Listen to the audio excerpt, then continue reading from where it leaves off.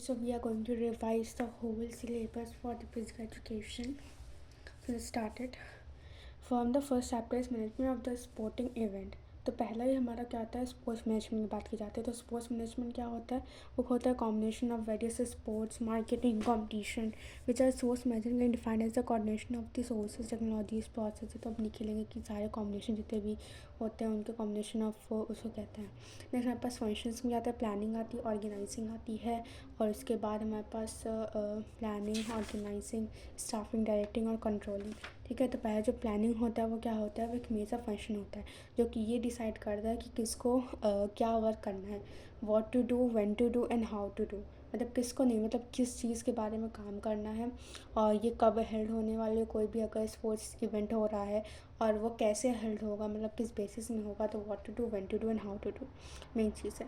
Next इसके बाद होता है हमारे पास सेकंड होता है कि इसके एडवांटेज क्या होता है। एडवांटेज यही होता है कि रिड्यूस करता है जितने भी एरर्स होने चाहिए। और ऑर्गेनाइजिंग क्या होता है कि किसी भी टास्क को असाइन करना, मतलब क्या क्या टास्क करने होंगे उन्हें पहले छांटना।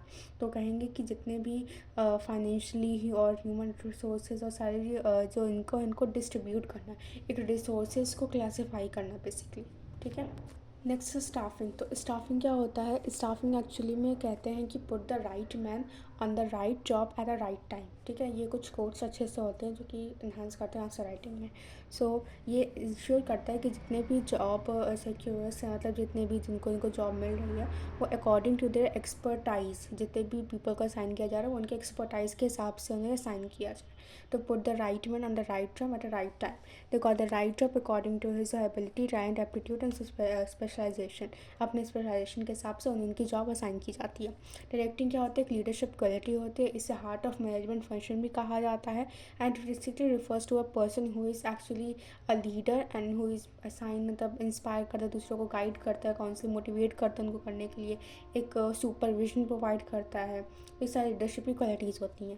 थर्ड होता है कंट्रोलिंग। कंट्रोलिंग मतलब होता है कि जो भी असाइन काम किया होगा उसे मॉनिटर करना कि क्या वो सही टाइम पे हो रहा है, कि कोई अपना गलत मतलब डिले तो नहीं कर रहा है, और जो कि प्री प्लान किया गया तो वो एक्चुअली में एग्जीक्यूट हो रहा है कि नहीं, उसको चेक करने के लिए कि इसमें कोई भी गड़बड़ी या कुछ इसमें भी मिस्टेक या कुछ एरर्स या कोई भी प्रॉब्लम नहीं आ गई हो। तो उसको इवेलुएट करना, सारी भी एक्टिविटीज़ को देखना, डिसिप्लिन बना के रखना, और जितने भी एक्चुअल परफॉर्मेंस है उसका आउटकम उसे प्रेजेंट करना होता है। नेक्स्ट डिफरेंट कमिटीज़ आती हैं जिसको हम लोग कहते हैं एडमिनिस्ट्रेटिव डायरेक्टर के अंदर डिफरेंट टाइप्स ऑफ कमिटीज़ आती हैं, जो कि पहले होती है publicity committee, boarding and launching committee, reception committee. तो उसको देख लेते हैं। तो पहले हमारे पास boarding and launching publicity committee. Publicity committee क्या होती है, वो अनाउंस करते हैं किस डेट पे क्या हमारा जो स्पोर्ट्स इवेंट है वो कब हेल्ड होने वाला है, कब ऑर्गेनाइज होने वाला है। तो उसको प्रमोशन करती है, उसके एडवर्टाइजमेंट्स निकालती है, उसको प्रमोट, उसके इन्फॉर्मेशन मतलब डिस्ट्रीब्यूट करती है। दूसरा होता है ट्रांसपोर्टेशन कमेटी। वो क्या कमेटी होती है, वो कमेटी जो होती है वो प्रोवाइड करिए ट्रांसपोर्टेशन फैसिलिटी को, वो इंश्योर करती है कि जितनी नेसेसरी अरेंजमेंट्स है ट्रांसपोर्टेशन के लिए वो हो रही हैं कि नहीं हो रही हैं। Next boarding and lodging committee. Boarding and lodging committee क्या करते हैं, बोर्डिंग एंड लॉजिंग कमेटी होती है पर्सन को यहाँ से वहाँ पहुँचाना, उनको असाइन करना, उनके लिए रूम अकोमोडेशन देना, अकोमोडेशन करना, और उन्हें मील्स मतलब सब प्रोवाइड करना। तो वो बोर्डिंग एंड लॉजिंग कमेटी करती है। डेकोरेशन सेरेमनी कमेटी क्या करती है, वहाँ पे जितना भी डेकोरेशन का काम होता है और जितने भी नेसेसरी अरेंजमेंट्स करने होते हैं, जितनी भी सेरेमनीज़ के लिए गेस्ट वेस्ट होते हैं, और उसके बाद विक्ट्री और क्लोजिंग सेरेमनी के लिए जो भी डेकोरेशन करनी होगी, अरेंजमेंट ट्रॉफीज और मेडल्स के जो बनाने पड़ेंगे वो डेकोरेशन सेरेमनी कमेटी करती है। ग्राउंड इक्विपमेंट कमेटी, जिस ग्राउंड में गेम होने वाला है क्या वो ग्राउंड एकदम सुटेबल है उसके लिए स्पेसिफिकेशन करना, वो 22 का काम नहीं, एक्चुअली में ग्राउंड को स्पेसिफाई करना, प्रिपेयर द ग्राउंड लेआउट और फील्ड, अरेंज करने, इक्विपमेंट्स अरेंज कराना कि जितने भी इक्विपमेंट्स है वो हैं कि नहीं है। नेक्स्ट रिफ्रेशमेंट एंटरटेनमेंट कमेटी क्या होती है, जितने भी सप्लाईज है रिफ्रेशमेंट और ड्रिंक्स है वो गेस्ट को डिस्ट्रीब्यूट करना।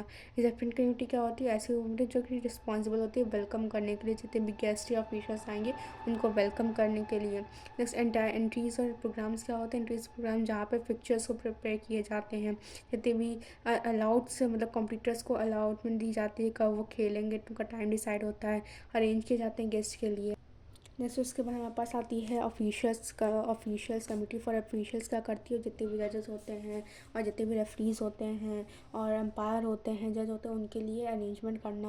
नेक्स्ट अनाउंसमेंट कमेटी क्या करती है, अनाउंसमेंट कमेटी जितने रिस्पॉन्सिबल होती है कि जितने भी अप टू डेट इन्फॉर्मेशन होते हैं उसको प्रोवाइड करते रहना, जितने भी अनाउंसमेंट होती हैं और जितने भी उन्हें पार्टिसिपेंट्स को ओपनिंग और क्लोजिंग सेरेमनी में जितनी भी सेरेमनीज हेल्ड होती है उसके लिए अनाउंसमेंट करते रहना।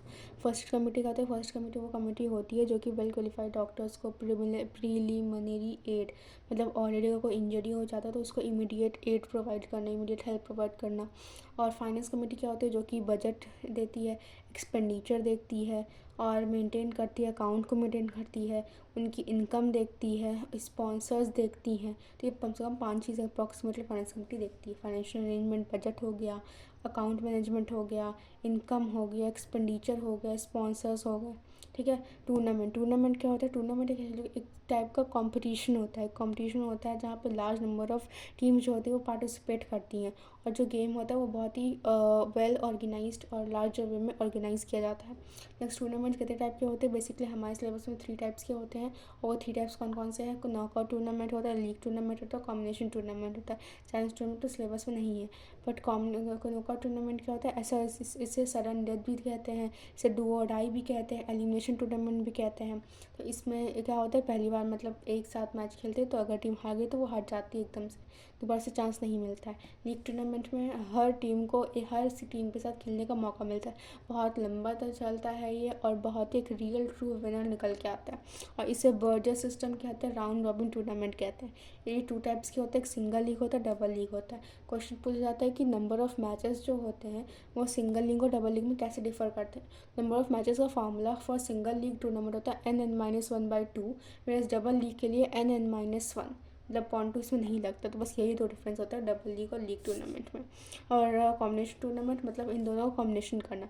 नॉकआउट कम लीग मतलब नॉकआउट जो है वो जोन एरिया में होता है और जो नॉकआउट कम नॉकआउट जोन में और नॉकआउट ही जो जोन्स के निकल के विनर्स हैं उनके बीच में।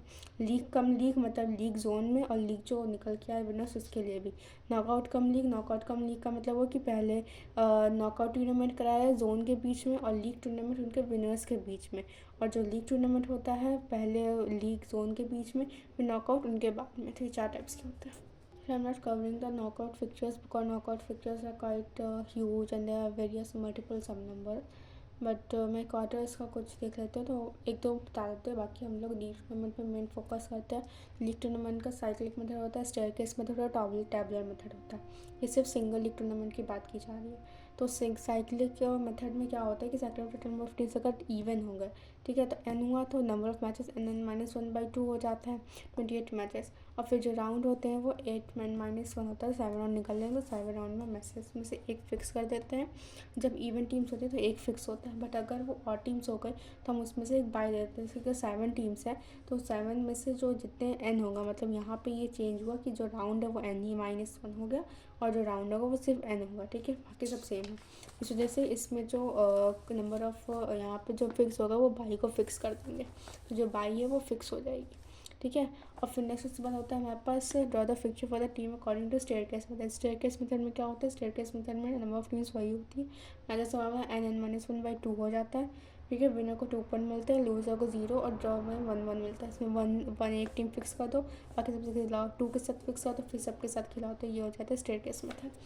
और फिर नेक्स्ट में पास थर्ड आता है टैबुलर मेथड। टैबुलर मेथड थोड़ा डिफरेंट है और थोड़ा सा डिफिकल्ट भी, पेक्यूलर, बट क्योंकि ये पूछा जाता है कि स्पेसिफिकली बताओ कि लीग टूर्नामेंट टैबुलर मेथड से करके, तब जा कर के इसमें थोड़ा सा डाउट आ सकता है। तो पहले अगर हमारे पास इवेंट टीम्स दी हुई हैं तो इवेंट टीम्स में जो नंबर ऑफ बॉक्सेस होते हैं, मतलब जो बॉक्स हो रहे हैं वो कितने बन जाते हैं, वो n+1 बन जाता है। वेयरएज़ जब हमारे पास और टीम्स होंगी तो वो n+1 नहीं रहेगा, सिर्फ n-1 मतलब उसमें बन जाता है। लोग देखते हैं तो पहले नंबर ऑफ टीम्स 8 है तो बॉक्सेस n+1 9 बॉक्स बन गए, ठीक है। और number of total of rounds n-1 हो गया, ठीक है, n-1। तो और उसके बाद यहाँ पे टोटल मैचेस -1/2 हुई, तो मैचेस का तो कॉमन सेम ही हो गया। और जब हम लोग यहाँ से 1 2 3 वर्सेस खेलेंगे तो यहाँ से जो ये वाली टीम्स है वो इवन होती हैं और जो इसके बाद जिनते हैं वो ऑड होती है। मतलब 1 2 3 4 7 तो एज इट इज़ रखेंगे, बस फिर 3 4 5 6 7 फिर लास्ट बच जाता है, 5 6 7 फिर लास्ट बच जाएगा। ये तब लास्ट में पहले हम लोग सारे इवन भरेंगे 2 4 6 और फिर उसके बाद हम यहाँ पे भरेंगे और जो कि क्या क्या है 1 3 और 5, ठीक है।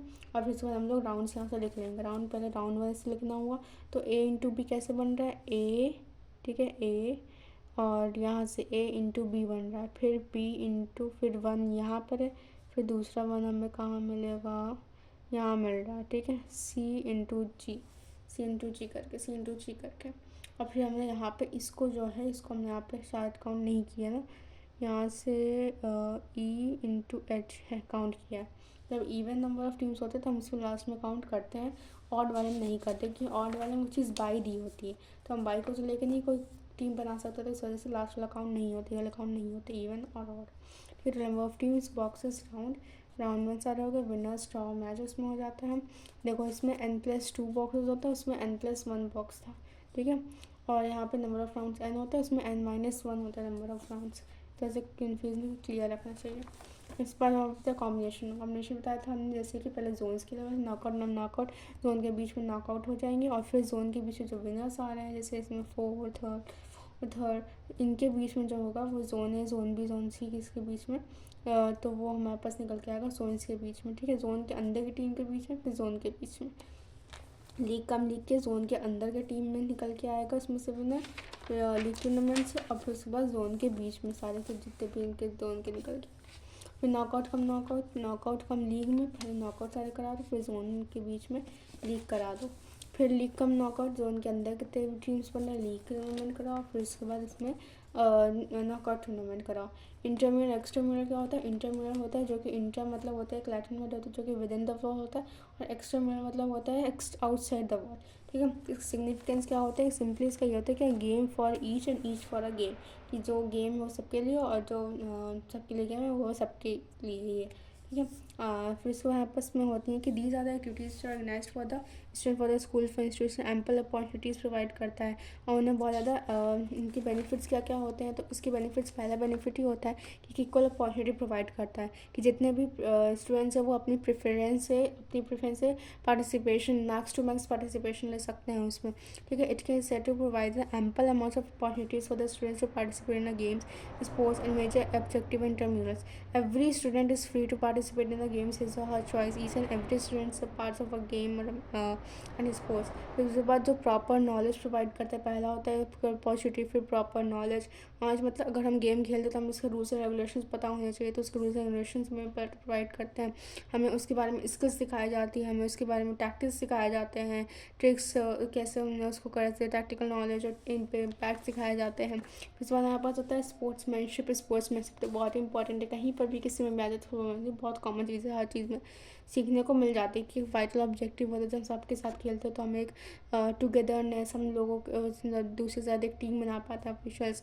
और फिर उसके बाद हम लोग develop the leadership quality. Leadership quality का मतलब क्या हुआ कि एक इनिशिएट करना एक सिग्निफिकेंट ऑब्जेक्टिव है जो कि बताता है कि एक लीडर को कैसे डेवलप करना चाहिए किसी में भी। फिर उसके बाद टैलेंट आइडेंटिफिकेशन क्या होता है, टैलेंट आइडेंटिफिकेशन मतलब होता है it is well want to कि हमें हर चीज़ में मेडल्स जीतने होते हैं ना, हमें एक रहता है कि हमें मेडल जीते, उसके लिए कंपटीशन हाई होता है। इसका होता है it is easier said than done, बहुत ही ईज कहने में तो आसान होता है कि हाँ हार्डवर्क करो ये हो जाए, लेकिन हार्डवर्क जो सिर्फ कर पाते हो बहुत ही मुश्किल होता है कि हर कोई हार्डवर्क नहीं करता है। नेक्स्ट होता है हमारे पास प्रॉपर कोऑपरेशन प्रोवाइड करना। जब हम लोग स्पोर्ट्समैनशिप मतलब हमारे पास अंदर आते हैं तो हम कोऑपरेटिव बन ही जाते हैं, मतलब दूसरे के प्रति हम लोग आंसरेबल होते हैं और उसके बाद हम उनके साथ कोऑपरेट कर पाते हैं प्लेयर्स के खेलने के लिए, एक साथ खेलने के लिए। और जो टुगेदरनेस है मतलब अलग अलग जो हम एक होता है पर्सनल मतलब ग्रुप में टीम खेलते हैं और एक हम इंडिविजुअल गेम खेलते हैं, तो इंडिविजुअल से ग्रुप में मतलब बहुत लोग नहीं कर पाते, अच्छे परफॉर्म नहीं कर पाते, तो उस परफॉर्म को इन्हांस करने के लिए हेल्प करता है। जैसे यहाँ पर होता है सिग्निफिकेंस ऑफ एक्स्ट्रामुलर। एक्स्ट्रामुलर क्या होता है? एक्स्ट्रामुलर मतलब हो गया आउटसाइड द वॉल, मतलब वो अपने स्कूल के अंदर नहीं, दूसरे दूसरे डिफरेंट स्कूल्स के साथ मिल करके हम लोग गेम्स खेल रहे हैं। तो पहला क्या हो गया, इसमें पहला मतलब भी होता है यहाँ पे कि इट मीन्स द एक्टिविटीज़ का परफॉर्म आउटसाइड द वॉल्स। अब इसमें पहला ऑब्जेक्टिव होता है कि जितने भी प्रोवाइड होते हैं अप्रोप्रिएट नॉलेज। नॉलेज मतलब क्या होता है, जब हम with in outside the wall खेलते हैं तो हमें एक नया माइंडसेट मिलता है लोगों का, कि नए नए और डेप्थ में हम जाते हैं किसी भी उसके स्पोर्ट्स को सीखने के लिए। The learns of familiar with the appropriate knowledge.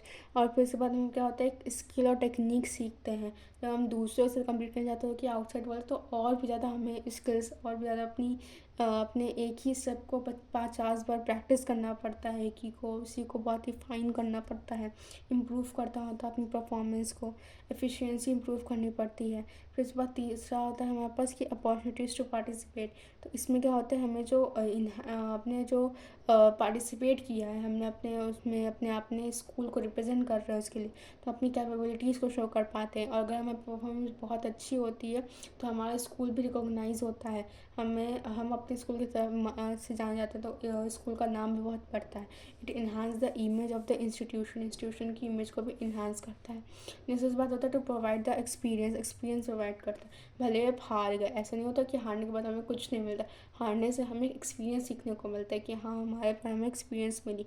Experience has its own value in any field. कहीं भी किसी भी फील्ड में एक्सपीरियंस की कमी नहीं होती। By gaining the experience through the continuous participation students exhibit good performance in competition. अब अपने परफॉर्मेंस को और इन्हांस कर पाते हैं।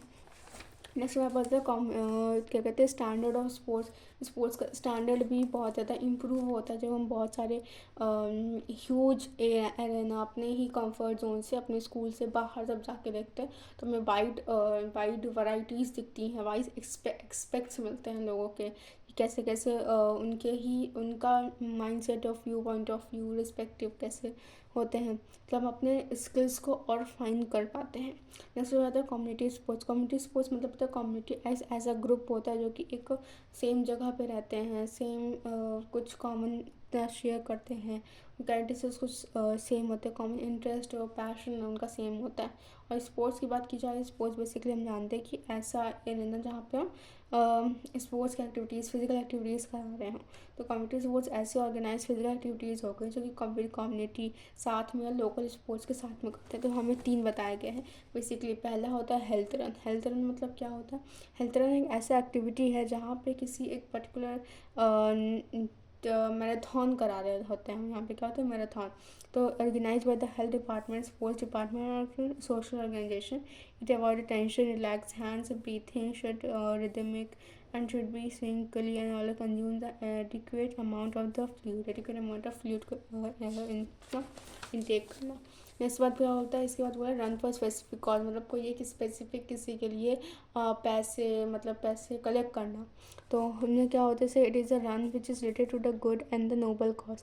Most of the social non profitable organization, जो कि नॉन प्रॉफिटेबल ऑर्गेनाइजेशन से एनजीओ होगा, तो ऑर्गेनाइज करते हैं एक मैराथन या रेस या रन को, जहाँ पे जो नोबल कॉज जैसे कि कोई एड या ल्यूकेमिया आर्थराइटिस के बारे में लोगों को अवेयर कराना कि ये बहुत ज़्यादा फैल रहा है, तो इसके लिए कुछ पैसे कलेक्ट करना 1-2 रुपये। तो वो जो नहीं अफोर्ड कर पा रहे इसका ट्रीटमेंट के लिए, वो थोड़ा अफोर्ड कर पाए, उनकी थोड़ी हेल्प कर पाए।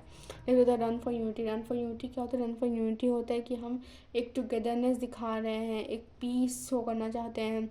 ये एक इंटरनेशनल लेवल पे इंटीग्रेशन और ब्रदरहुड को डिफाइन करता है। एक लॉन्ग डिस्टेंस होता है, इसमें कोई भी कहीं पर भी सब साथ में मिलके भागने लगते हैं। Run for specific cause, run for unity, run for specific cause, run for unity हो गया, और हेल्थ रन्स हो गए। इसके आता है children for the women in the sports. तो सबसे पहले हमारे पास स्टेजेस ऑफ लाइफ की बात की जाए तो पहले इन्फेंट होता है, टॉडलर होता है, फिर चाइल्ड होता है। चाइल्ड के में पहले हम लोग क्या कहते हैं अडल्ट, मतलब ये उसमें आते हैं, फिर टीन में आते हैं, फिर अडल्ट में आते हैं, फिर मिडिल में, फिर सीनियर में आते हैं। तो इसमें डिफरेंट स्टेजेस में डिफरेंट क्या क्या होते हैं उसको भी हमें देखना चाहिए। नेक्स्ट यहाँ पर आते हैं कॉमन पॉस्चर डिफॉर्मिटीज़। जो कॉमन पॉस्चर डिफॉर्मिटीज़ होते हैं, जब भी कोई पॉस्चर मतलब ऐसी हमारे बॉडी का पॉस्चर या पोजीशन जहाँ पे हम अपने टास्क को कंप्लीट करते हैं। तो पहला होता है स्पाइनल कर्वेचर, मतलब क्या होता है, नॉर्मल हमें पता है नॉर्मल कैसे स्ट्रेट होती है हमारी, ठीक है। और बाकी काइफोसिस में क्या होता है, काइफोसिस में जो हमारा कर्व होता है वो अपवर्ड की तरफ हो जाता है, पीछे एकदम हो जाता है, जिससे कुबड़ापन जिसे कहते हैं उससे कहते हैं। इसे हम लोग क्या कहते हैं, राउंड राउंड बैक भी कहते हैं। और इसमें जो बैक होता है वो आउटवर्ड की तरफ आ जाता है, जो कर्व होता है वो आउटवर्ड हो जाता है। नेक्स्ट होता है लॉर्डोसिस। लॉर्डोसिस क्या होता है, बेसिकली लॉर्डोसिस जैसे पोजीशन होती है जहाँ पे जो बागा वाली नहीं होती कि एकदम से उसका पेट बाहर आ जाता है, तो वो जो एब्डोमिनल होता है वो उसका आउटवर्ड हो जाता है, और कर्व जो होता है वो इनवर्ड होता है। स्कॉलोसिस एक एस शेप का बन जाता है जो कि लैटरल डायरेक्शन में होता है।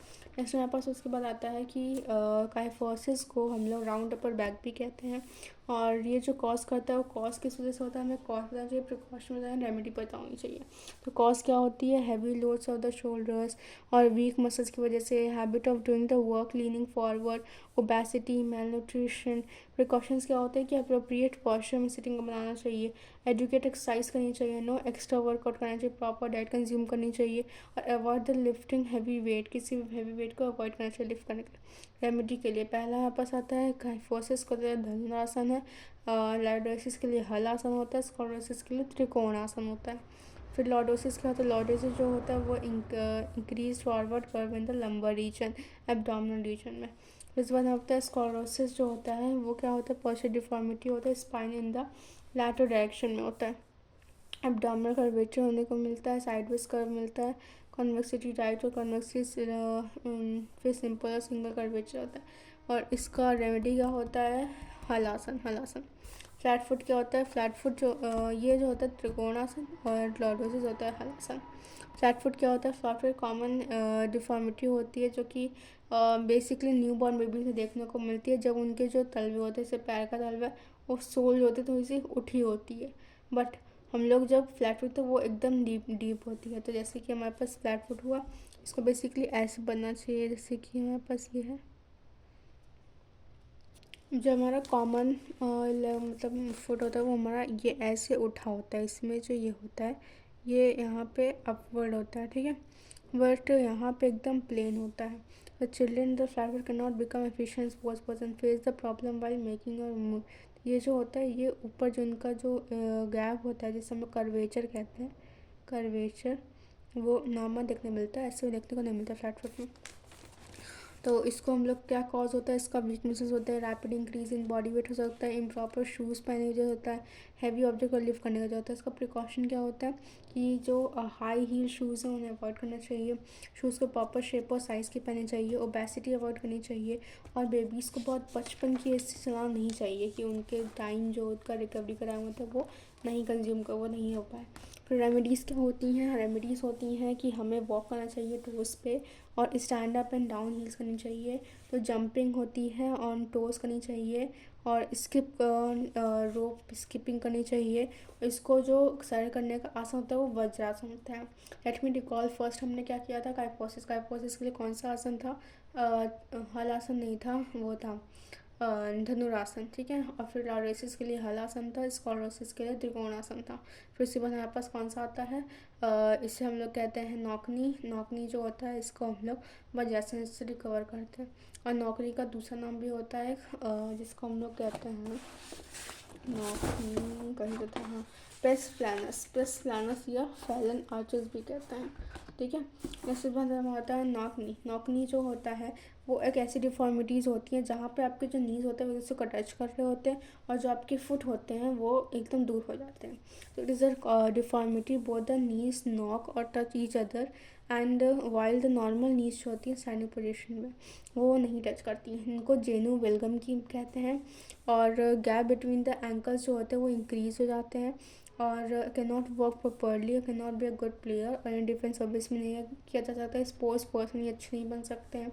इसका कॉज क्या होता है, balance diet, lack of balance in करना, vitamin D, calcium, phosphorus consume करना, या ड्यू टू रिकेट्स। रिकेट्स एक डिसीज होती है जो कि विटामिन डी की कमी से होती है। फिर उसके बाद क्रोनिक इलनेस और obesity, carrying heavy objects. Precautions क्या होते हैं, बैलेंस डाइट लेनी चाहिए, बेबीज़ को बहुत जल्दी वॉकिंग नहीं करना चाहिए, और बाकी ऊपर वाले को उसी का उल्टा कर दो, हैज़ और हैज़ नॉट कर दो भाई। रेमेडीज़ क्या होती है, हॉर्स राइडिंग करनी चाहिए, और परफॉर्म द पद्मासन, गौमुखासन, फिर उसके बाद लॉ लिवर कंज्यूम करना चाहिए, keeping pillow between the knees, use of the walking calipers का यूज़ करना चाहिए। नेक्स्ट हमारे पास आता है बोलेक्स। जो बोलेक्स होता है इसे हम लोग क्या कहते हैं, जेनू वेरम। वो जेनू वेलकम था, ये जेनू वेरम होता है। इस deformity which are the wides में नीज जो होती है वो बहुत दूर हो जाती हैं, और जो हमारे जो फीट हैं वो दोनों की गैपें एकदम पास में हो जाती हैं। ठीक है, these remains wide gap between the knees when the bow-legged person keeps his feet together.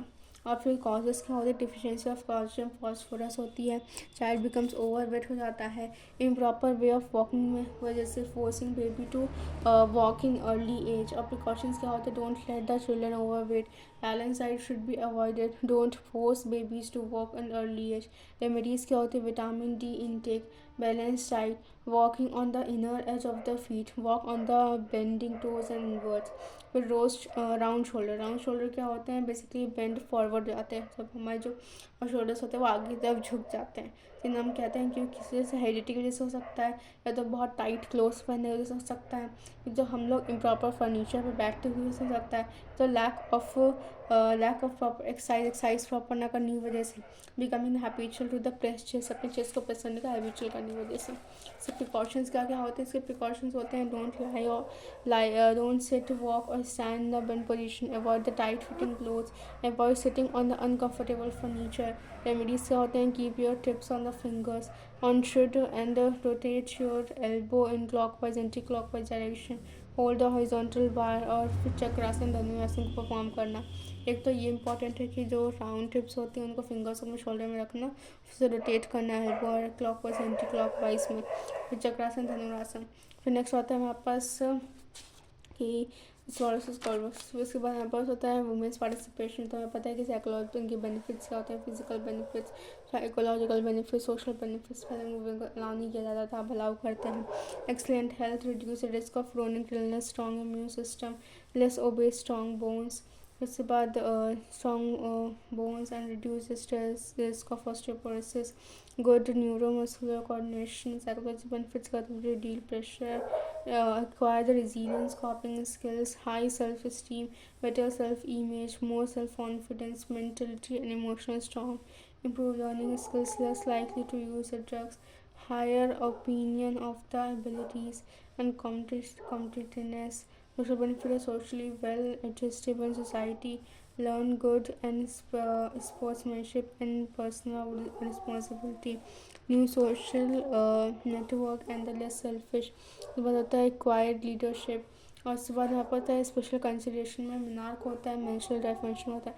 मिनार्क first period या फर्स्ट मेंस्ट्रुअल ब्लीडिंग को कहते हैं। से अप्रॉक्सीमेटली एज टू 16 ईयर्स और एवरेज 12 ईयर्स होती है। फिर जो मेंस्ट्रुअल डेफिनेशन होता है वो क्या होता है, वो एक्चुअली में रिप्रेजेंट करता है इरेगुलेटरी वुमेंस की मेंस्ट्रुअल साइकिल को। तो अदर वर्ड्स में अब नॉर्मल ब्लीडिंग को कहते हैं। नॉर्मल मेंस्ट्रुअल साइकिल जो होती है 21-35 डेज़ के लिए होती है, और जो लास्ट होते हैं अप्रॉक्सीमेटली 2 to 7 डेज़ के लिए, higher in the women athletes. There is no evidence for the dysmenorrhea painful menstruation के लिए। और जब मेंस्ट्रुएशन होता है वो कभी भी एक प्रॉब्लम नहीं बनता है किसी की भी एक अच्छी पोजीशन पे करने के लिए। फीमेल एथलीट का मतलब होता है कि सीरियस डिसऑर्डर या इलनेस जो कि फेटल भी हो सकती है। फेटल मतलब जानलेवा, ठीक है। तो फीमेल एथलीट जो होती है वो सिंड्रोम होता है which consist of osteoporosis, amenorrhea and eating disorder. तो जो सिम्टम्स होते हैं वैसे फटीग और सब। तो ऑस्टियोपोरोसिस क्या होता है, वो रिफ़र करता है decrease in the bone minerals density. Skeletal disorder से क्या कहते हैं, स्केलेटल डिसऑर्डर भी कहते हैं। और इसके बाद इसमें क्या होता है कि reduces the bones mass and fracture and weakening the bones occurs due to the loss of the bone density and improper bone formation के लिए। इसके बाद फैक्टर्स क्या क्या होते हैं, factors first person insufficient calcium diet होती है, एमिनोरा होता है, ईटिंग डिसऑर्डर होता है। और उसके बाद हमें एमिनोरा बेसिकली एक हार्मोनल इम्बैलेंस को कहते हैं। एक ये मेंस्ट्रुअल डिसऑर्डर होता है, ये इलनेस होता है वुमेन में, क्योंकि एक एब्सेंस ऑफ द मेंस्ट्रुएशन की वजह से होता है। जब हम बहुत ज़्यादा स्ट्रेन्यूअस मतलब बहुत ज़्यादा एक्सटेंसिव एक्सरसाइज कर लेते हैं, अपनी जो रिक्वायरमेंट होती है उससे ज़्यादा एक्सरसाइज करने लगते हैं, तो उसमें क्या होता है कि हमारे बॉडीज़ पे इम्पैक्ट पड़ेगा। तो उसके इम्पैक्ट करने से यह होता है कि मेंस्ट्रुएशन डिले हो जाता है, फिर मेंस्ट्रुएशन आता ही नहीं है। तो उसका भी कारण हो जाता है। जैसे दो टाइप्स के होते हैं, प्राइमरी सेकेंडरी होता है। डिलेड मेनार्क होता है जिसको ऑनसेट फर्स्ट पीरियड में, प्यूबर्टी में। सेकेंडरी में क्या होता है कि उनके जो होते हैं वो स्टॉप हो जाते हैं। वो कभी कभी काम देते हैं, जबकि अगर जैसे डिले हो गया तो वो स्विमिंग वाले स्पोर्ट्स में काम देता है, और अगर वो जैसे बहुत जल्दी होगा तो फिर वो रोइंग वाले जैसे स्पोर्ट होते हैं उसमें वो काम देता है। फिर फैक्टर्स क्या होता है, हार्मोनल चेंज की वजह से होता है, इंटेंसिव एक्सरसाइज करने की वजह से होता है। जब हम स्पेशली जब लॉन्ग डिस्टेंस रनर्स जो होते हैं वो स्विमर्स जिमनास्ट होते हैं तो इंटेंसिव एक्सरसाइज करते हैं। Intake of less calories come intake करने की वजह से, मतलब हम एक्सरसाइज तो बहुत ज़्यादा कर रहे हैं, अपना बहुत ज़्यादा तो कर रहे हैं, लेकिन हम उतना ही इनटेक भी नहीं कर रहे हैं। हमारे बॉडी को ज़रूरत है करने के लिए, वो नहीं कर पा रहे हैं। उसे कहते हैं intake of the less calories of the women athletes take less number of calories in the comparison to the requirement of the male suffer कर सकती है। ईटिंग डिसऑर्डर क्या होता है, ईटिंग डिसऑर्डर मतलब होता है कि जितने भी फीमेल्स होती हैं वो ऐसा करती है तो बॉडी को लूज कर जाती है, एक शेप में आना चाहती हैं, तो उसके लिए वो एक अनहेल्दी डाइट चार्ट इस्तेमाल करने लगते हैं। वो अपने आप से करते हैं कि अगर हम लोग नहीं खाते हैं तो शायद हम लोग हमारा वेट लॉस हो जाता है। ऐसा कुछ नहीं होता है। हमें बॉडी को मिनरल्स और विटामिन ज़रूरत होती है, जिसके लिए खाना फूड ज़रूरी होता है। कभी भी हमें फूड को रेस्ट्रिक्ट नहीं करना चाहिए, सेल्फ इन्हांस वॉमिटिंग नहीं करनी चाहिए। तो ये 2 टाइप्स होते हैं, anorexia nervosa, bulimia nervosa. Anorexia nervosa क्या होता है, वो बेसिकली ऐसा होता है कि आप अपने आप को एज्यूम करने लगते हो, मतलब शीशे में देखते हो, आपको एज्यूम करते हैं मैं तो मतलब जीरो फिगर से एकदम अलग दिख रहे हैं, ठीक है। तो हैव डिसऑर्डर्ड बॉडी स्ट्रक्चर, उनके बाद बॉडी स्ट्रक्चर बोलते हैं कि बॉडी स्ट्रक्चर सही लग रहा है, और जब वो इनफिट ऑफ मिनट होता है तो अपने आप को बहुत ज़्यादा ही फैट देखते हैं, तो वो एक खाना छोड़ देते हैं। तो सिर्फ और सिर्फ लैक्टेटिव्स मतलब कुछ टैबलेट्स देते हैं, और सिर्फ और सिर्फ ड्रिंक करते रहते हैं, मतलब सिर्फ लिक्विड कंज्यूम करते रहते हैं। उसे एनोरेक्सिया नर्वोसा कहते हैं। बुलिमिया नर्वोसा क्या हुआ, मतलब चलो खा लेते हैं, खाने के बाद हम उल्टी कर देते हैं, तो खाने को जब उल्टी कर देते हैं तो सारा भी हमें लगता है कि निकल जाता है, तो ऐसा कुछ नहीं होता है। Eating excessive amount of food और फिर वॉमिट कर देते हैं in order to lose the weight. तो इसमें क्या होता है, बिंज ऑन फूड, और फिर उसके बाद लॉस कंट्रोल कर देते हैं उसको। तो ये सही नहीं होता, क्योंकि इससे बहुत ज़्यादा फेटल कंडीशन आ सकती है। कहीं आपका कुछ अटक गया या कुछ कहीं पर सोफेगस की वजह से कहीं कहीं और फूड पाइप सोफेगस को चला गया, तो ये जो वॉमिटिंग वाला काम है तो बहुत ही बेकार होता है, ठीक है। यहाँ पास योगा चैप्टर इसमें से ओबेसिटी में ताड़ासन होता है, कति चक्रासन होता है, पवन मुक्त आसन, मत्स्य आसन होता है, हल आसन होता है, अर्ध मत्स्य होता है, पश्चिम आसन होता है, धनुरासन होता है, उष्टासन होता है, सूर्य भजन प्राणायाम। डायबिटीज़ में आता है पश्चिम ओर पवन मुक्त, अर्ध मत्स्य, पश्चिम ओर धनुर, उष्ट भुजंग, कपालभाति अष्ट में आता है। ताड़ासन, मत्स्येंद्रासन, धनुरासन, उष्टासन, भुजंगासन, कपालभाति, अनुलोम विलोम। हाइपरटेंशन में ताड़ासन, भुजंगासन, अर्धमासन। फिर इसके बाद कुछ डायग्राम, स्टिक डायग्राम्स हमें प्रिपेयर होने चाहिए। ताड़ासन के लिए हम लोग ऊपर कर लेते हैं। चक्रासन के लिए ये हमारा जो ये होता है, इसको हैंड को इधर उधर करते हैं, जो हमारा जो कमर होता है उसको इधर उधर करेंगे, ठीक है। फिर उसके बाद क्या कहते हैं, पवन मुक्त आसन में हम लोग ऐसे कहते हैं, ये बेस्ट आसन फॉर होता है यूरिनरी, मतलब क्या कहते हैं सर, वुमेंस के लिए fertility yoga, best fertility yoga होता है पवन मुक्त आसन के लिए। इसको लिखने के लिए प्रोसीजर लिखना होता है, कॉन्ट्रडिक्शन लिखना होता है, फिर बेनिफिट्स लिखना होता है। पहले अगर हम कति चक्रासन की बात करते हैं, ये स्टैंडिंग योगा पोस्चर होता है, जिसको हम लोग वेस्ट रोटेटिंग पोस्चर भी कहते हैं, पोज भी कहते हैं, ठीक है। इसमें क्या होता है, पहले हमने अपनी स्पीड तक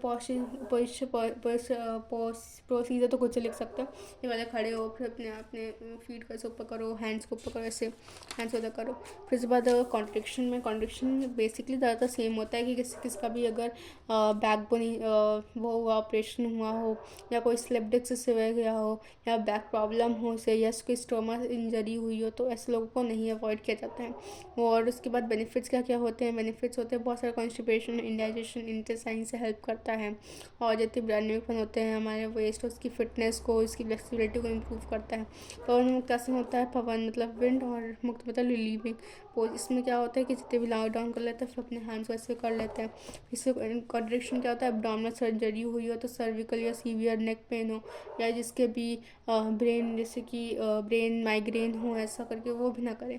बेनिफिट्स में क्या होता है, बेनिफिट्स होता है कि ये बहुत ही ज़्यादा योगा रिलीविंग कमिंग होता है, बहुत ज़्यादा रिलैक्स फील कराता है और हील करता है एब्डोमिनल रीजन को, इंक्रीज़ करता है ब्लड सर्कुलेशन को, ऑर्गन्स जो होते हैं वो प्रॉपरली वर्क करते हैं। और जो इसलिए होता है ये बेस्ट फर्टिलिटी योगा भी होता है, मतलब यूट्रिनस के लिए प्रॉब्लम्स के लिए इम्प्रूव करता है, मेंस्ट्रुएशन में भी हेल्प करता है। मत्स्येंद्रासन, मत्स्येंद्रासन कौन सा आसन होता है? ऐसा आसन होता है जो कि मत्स्य मतलब फिश और उसके लिए पोज के लिए होता है। इसमें प्रोसीजर होता है, कॉन्ट्रडिक्शन क्या होता है, पेप्टिक अल्सर्स हो तो ना करें, पेशेंट्स हार्निया शुड अवॉइड करना चाहिए, स्पाइनल एलिमेंट से स्पाइनल सर्जरी हुई हो ना करें, प्रेगनेंसी के टाइम में नहीं करना चाहिए। बेनिफिट्स क्या क्या होते हैं? कॉन्स्टिपेशन को क्योर करता है, डिसीजेज और lung disorder, asthma prevention, spine flexibility, back pain, healthy uterus. Halasana, halasana किसको ठीक करता है? हलासन करता है काइफोसिस को, काइफोसिस, हाँ काइफोसिस नहीं लॉर्डोसिस को करते हैं। काइफोसिस के लिए वो होता है हलासन होता है, हलासन होता है और त्रिकोणासन होता है और भुजंगासन नहीं था, हलासन था और धनुरासन, धनुरासन धनुरासन याद आ गया। धनुरासन जो था वो काइफोसिस के लिए है, हलासन जो है लॉर्डोसिस के लिए है, त्रिकोणासन स्कोलोसिस के लिए। हलासन प्लग पोज भी कहते हैं इसे, जैसे ऊपर से ही हो जाता है। People suffering from slip disc avoid करना चाहिए, वीक या इंजरी सर्विकल हुआ तो उससे भी अवॉइड करना चाहिए।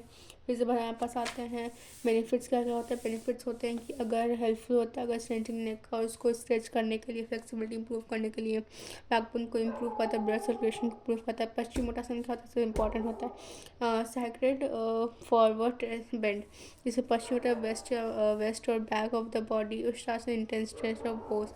जैसे प्रोसीजर होता है कि अपने लेग्स को स्ट्रेट करो, फिर अपने उसको करो, आगे करो। फिर उसके बाद कंडीशन क्या होता है? पीपल सफरिंग होता है slip disc, back injury, abdominal ulcer, ये सब फर्स्ट में प्रेगनेंसी को अवॉइड करना चाहिए। बेनिफिट्स क्या होते हैं? Straighten the whole spine shoulder, specially the lower back, improve circulation को इम्प्रूव करता है, स्ट्रेंथ करता है काल्फ और थाई मसल्स को, बेनिफिशियल होता है लिवर, किडनी, ओवरीज, यूट्रस के लिए। इंसोमेनिया मतलब जब हम लोग स्लीप नहीं करते हैं तो उसके लिए हेल्पफुल होता है। अर्ध मत्स्यनासन क्या होता है? अर्ध मत्स्यनासन मत्स्यनासन का आधा, मतलब यहाँ से हम लोग इससे गांधी जी वाला पोज ना तो एकदम वैसा बनता है, गांधी जी से बैठते थे तो ये हाफ फिश पोज होता है। मत्स्यनासन का मतलब होता है फिश और इंद मतलब उनके लॉर्ड, तो ये हाफ मत्स्यनासन की बात की जा रही है। इसमें कंडीशन क्या होता है? पीपल जो है वो एब्डोमिनल और ब्रेन या सर्जरी कुछ हुई तो ना करें, हार्निया स्पाइनल प्रॉब्लम्स ना करें। बेनिफिट्स क्या क्या होते हैं? बेनिफिट्स हैं ये रिलीविंग होता है, रेस्पिरेटरी डिसीज करता है और स्लिप डिस्क में हेल्प करता है, फ्लेक्सिबिलिटी इन स्पाइन करता है, स्ट्रेस और एंजाइटी से काम देता है। धनुरासन क्या होता है? धनुरासन किसके लिए होता है? काइफोसिस के लिए होता है, बो पोज से कहते हैं हम लोग। इसमें कंडीशन क्या होता है? High BP, peptic ulcer, hernia avoid करना चाहिए, प्रेग्नेंट वुमेन अवॉइड करनी चाहिए। बेनिफिट क्या करता है? बैक एब्डोमेन को सेम टाइम स्ट्रेच करता है, एक्टिव और एनर्जेटिक प्रोवाइड करता है, improve stomach disorder, reduce fat around the belly area, belly area के अराउंड द फैट होता है, सिंक रिड्यूस करता है, एपेटाइट मतलब खाने की इच्छा को इंक्रीज करता है। उष्ट आसन जो होता है वो हमारे पास कैमल पोज होता है, जो कैमल पोज होता है वो हमारे पास किस में होता है? कंडीशन क्या होता है? नेक, नी, स्पाइन एंगल, किसी भी करना चाहिए तो वो ना करें। इसके बाद सूर्य भेदन प्राणायाम, सूर्य भेदन प्राणायाम क्या होता है? वो एकदम Pingala nadi of the body से कनेक्ट होता है, जिसमें सूर्य जो होता है वो sun refers to the right nostril of the nose, हम लोग सांस तो एक एक नोस्ट्रल से लेते हैं और भेदना होता है जो उसको पास कर पाता है। फिर प्रोसीजर होता है पद्मासन, सिद्धासन के में उसमें बैठ जाना, फिर उसी में तो वो शीतली वाली भी एक होती है, उसमें हम लोग अपने जीभ को ऐसे रोटेट करके फिर से इसमें से हिस साउंड से निकालते हैं। Avoid people suffering from high blood pressure, heart disease should avoid the summer और इन केस ऑफ एलिप्सी और शुरू प्रोवाइड। फिर इसके बाद बेनिफिट्स हो गए पास, डिप्रेशन में ब्लड सर्कुलेशन सबसे हेल्प करता है। भुजंगासन, भुजंगासन जो होता है वो हमारा स्नेक पोज भी कहते हैं, इसे कोबरा पोज कहते हैं। कंडीशन क्या होता है? Should avoided who suffer from hernia, back injuries, headache, रेसेंट abdominal injuries, pregnant movement को अवॉइड करना चाहिए। बेनिफिट्स क्या होता है? एजिलिटी प्रोवाइड करता है, एजिलिटी मतलब मूवमेंट के लिए, और एलिवेट्स ओबेसिटी और फिर क्रियो डिसऑर्डर्स के लिए, और यूरिनरी ब्लैडर में इंप्रूव द ब्लड सर्कुलेशन, ये सारे कॉमन हो गए। यहाँ पर आता है उसके बाद शाल भाषण, और फिर कपाल भाती प्राणायाम, सब हिसिंग साउंड इसमें करता है। फिर उसके बाद आता है physical education in is for CWSN। CWSN होता है चिल्ड्रन विद स्पेशल नीड, तो इसके लिए क्या करेंगे? इसको सबसे पहले अडेप्टिव डिसएबिलिटी स्पोर्ट्स का मतलब क्या होता है कि ऐसे स्पोर्ट्स को जो कि कॉम्पिटेंट प्रोवाइड करते हैं, जो कि स्लाइडली डिफरेंट होते हैं नॉर्मल पीपल से, ठीक है। और इसमें से प्रोवाइड एक वर्ड आता है डिसेबिलिटी का, जो कि क्लास 11 में था। डिसेबिलिटी का बेसिकली मतलब क्या होता है कि ऐसे जो हमारे इंडिविजुअल फंक्शंस करते हैं नॉर्मल पीपल्स, उनमें रेस्ट्रिक्शन लग जाता है, restriction of the individual functions को डिसेबिलिटी कहते हैं। पहला था स्पेशल ओलंपिक्स। स्पेशल ओलंपिक्स का मतलब क्या हुआ? and founded by the Eunice Kennedy Shriver, year 1968, Chicago, USA. Purpose was to provide year-round sports training, athletic competition for the various Olympic types games for the youngsters, adults, and for the with the intellectual disability. Headquarters Washington DC में होता है. Motto: Let me win, but if I can't, let me be brave in the attempt. Governing body Special Olympic Committee International. लोगो जो कि ये होता है special Olympics का based on होता है. फिर उसके बाद ओलंपिक फ्लेम होती है, flame of hope. First time जो वर्ल्ड विंटर ओलंपिक्स 1977 में हुआ था. फर्स्ट टाइम चिकागो यूएस 1968 में कराया गया था. और फिर उसके बाद तो रिसेंटली उसमें तो है नहीं. और फिर पैरालंपिक्स की बात की तो पैरालंपिक्स का होता है. पैरालंपिक्स के फादर का होता है डॉक्टर लुडविग गटमैन. जो इनको गिवन स्पेशल 1988 में किया था. अर्ली इंटरनेशनल गेम्स और डिसेबल करा दिया था. विंटर समर में हर 4 साल में से होता था. IPC international Paralympic committee headquarter बॉन जर्मनी से वाशिंगटन डीसी में था. और फर्स्ट टाइम ये पेरिस रोम इटली में हुआ था 1924 में, 1960 में. और 23 कंट्रीज़ ने पार्टिसिपेट किया था.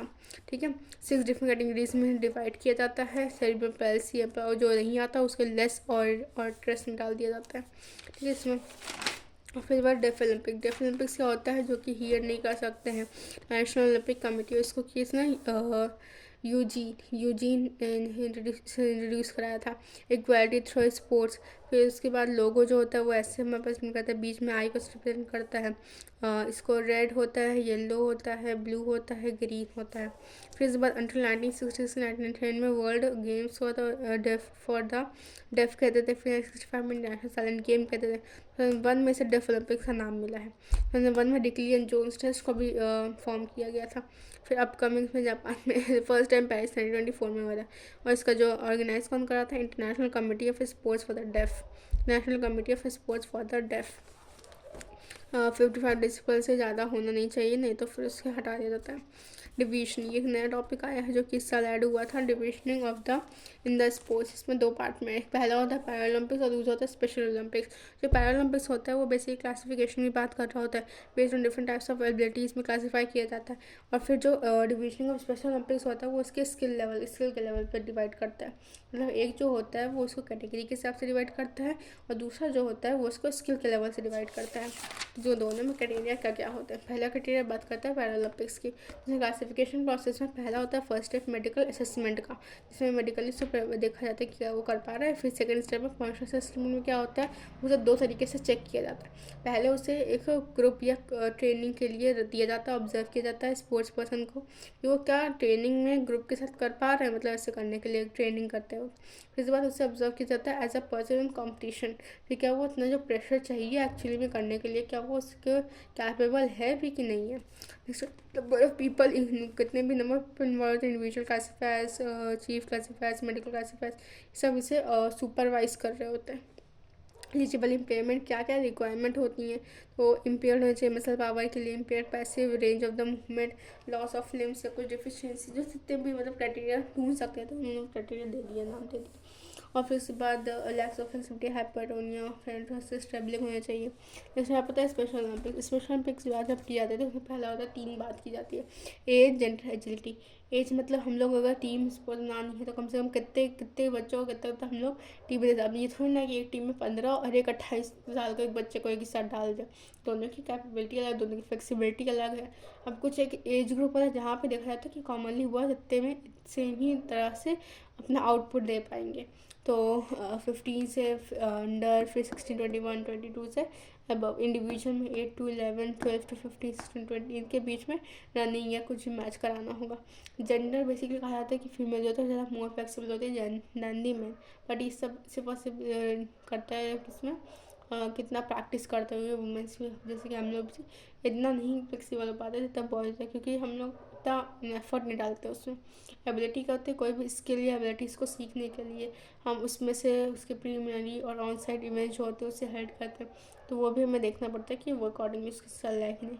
इंक्लूजन एक नया कॉन्सेप्ट नहीं है, बट हमें लगा कि इंक्लूजन ऐसा है कि जो जैसे कि हमारे टोटल 80 स्टूडेंट्स है स्कूल क्लास में, उसमें से कम 10 स्टूडेंट्स जो है वो डिसेबल है. मतलब डिसेबल इन द सेंस उनके पास फिजिकली ऐसे नहीं कर पा रहे हैं.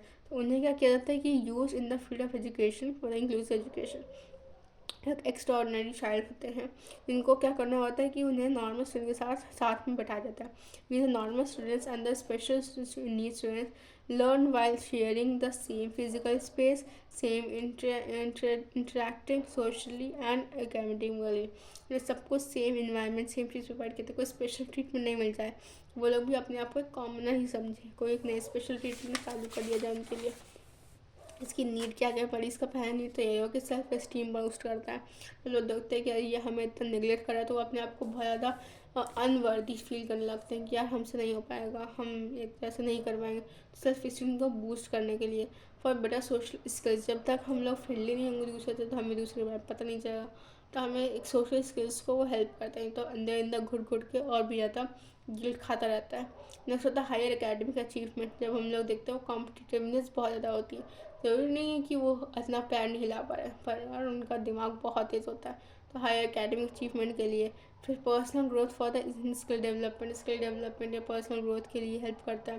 Better for the belongingness brotherhood, उस चीज़ की बात की जा रही है कि उन्हें लगता है कि हाँ हम एक पार्ट ऑफ है, एक नॉर्मलाइज चीज़ है, कोई एक स्पेशल बहुत ज़्यादा बड़ी चीज़ नहीं होगी कि हमारा कुछ एक्सीडेंट हो गया तो जैसे हम अपने लिम्स खो चुके हैं, तो कोई एक्स्ट्रॉर्डिनरी चीज़ नहीं है, वो भी कॉमन चीज़ ही है, वैसे जो होते रहते हैं। और हमें एकदम उनको साथ में लाने की रिस्पेक्ट भी मिले। ऐसा नहीं है कि बहुत उनकी आईज में बहुत ज़्यादा पिटी फील हो रहा है, ऐसा भी नहीं चाहिए, वो भी कैपेबल है अपने उस लेवल के लिए। फिर से हमारे पास होता है स्टडीज़ का, क्या स्टडीज़ बनाई गई हैं जो कॉमन जो टीचर्स के लिए। तो फिजिकल स्पोर्ट्स टीचर होता है उसका चेकअप करना चाहिए, उन्हें पता होना चाहिए कि उनकी क्लास में कौन है जो कि बोल नहीं पाता या कोई सुन नहीं पाता, तो उनको उस पर्टिकुलर बच्चे के बारे में डिफॉर्मिटी या कुछ भी पता होनी चाहिए। विदाउट द मेडिकल चेकअप और teachers can not came to know the type of the disabilities child is facing. Physical activities on the balance और द इंटरेस्ट, फिर हमें पता चलना चाहिए कि बच्चों का इंटरेस्ट किस चीज़ में, उसके हिसाब से उन्हें वो चीज़ अलाउड की जाए, तो उसे इन्जॉयमेंट के तौर पे कंप्लीट करेंगे, ज़्यादा प्रेशर फील नहीं करेंगे। So the teachers of the physical education should have deep knowledge end of the limitation interest and aptitudes of the children. Equipment मतलब इक्विपमेंट प्रोवाइड करना चाहिए, जो बेसिकली चाहिए उन्हें उस चीज़ के लिए इक्विपमेंट तो प्रोवाइड की जाए। Equipment vary in the size shape colour weight उनके बीच में। फिर स्पेसिफिक इन्वायरमेंट, एक इन्वायरमेंट भी चाहिए होता है ना, जैसे कि हमारे पास एक ग्रुप ऑफ है और उस ग्रुप में अगर हम लोग तो ये प्रोवाइड कर रहे हैं the area of the physical activity should be limited for the movement capabilities of children, special limited like autism, इन सबको स्पेशल इन्वायरमेंट एक नॉर्मलाइज इन्वायरमेंट है। वैरायटी ऑफ इंस्ट्रक्शनल स्ट्रेटजीज, बहुत स्ट्रेटजीज़ को वैरायटी करनी चाहिए कि कितनी कितनी स्ट्रेटजीज होती है, जैसे कि कुछ वीज़ा पी training could be use help children to learn themselves become independent बनने के लिए बहुत सारी स्ट्रेटजीज पता होनी चाहिए।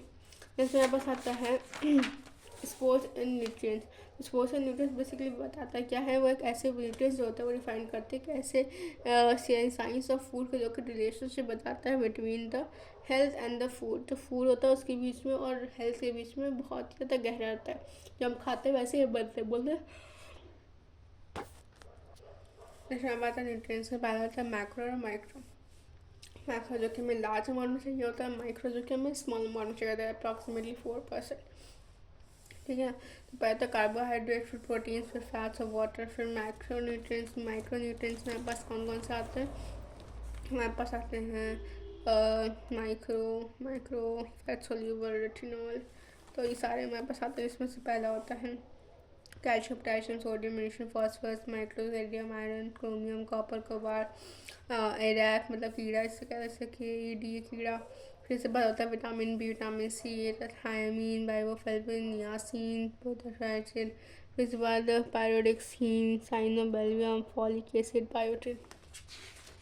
फिर बस आता है मैग्नीशियम पर कार्बोहाइड्रेट की बात करें तो कार्बोहाइड्रेट का तो बहुत ही इंपॉर्टेंट होता है सोर्स ऑफ एनर्जी के लिए।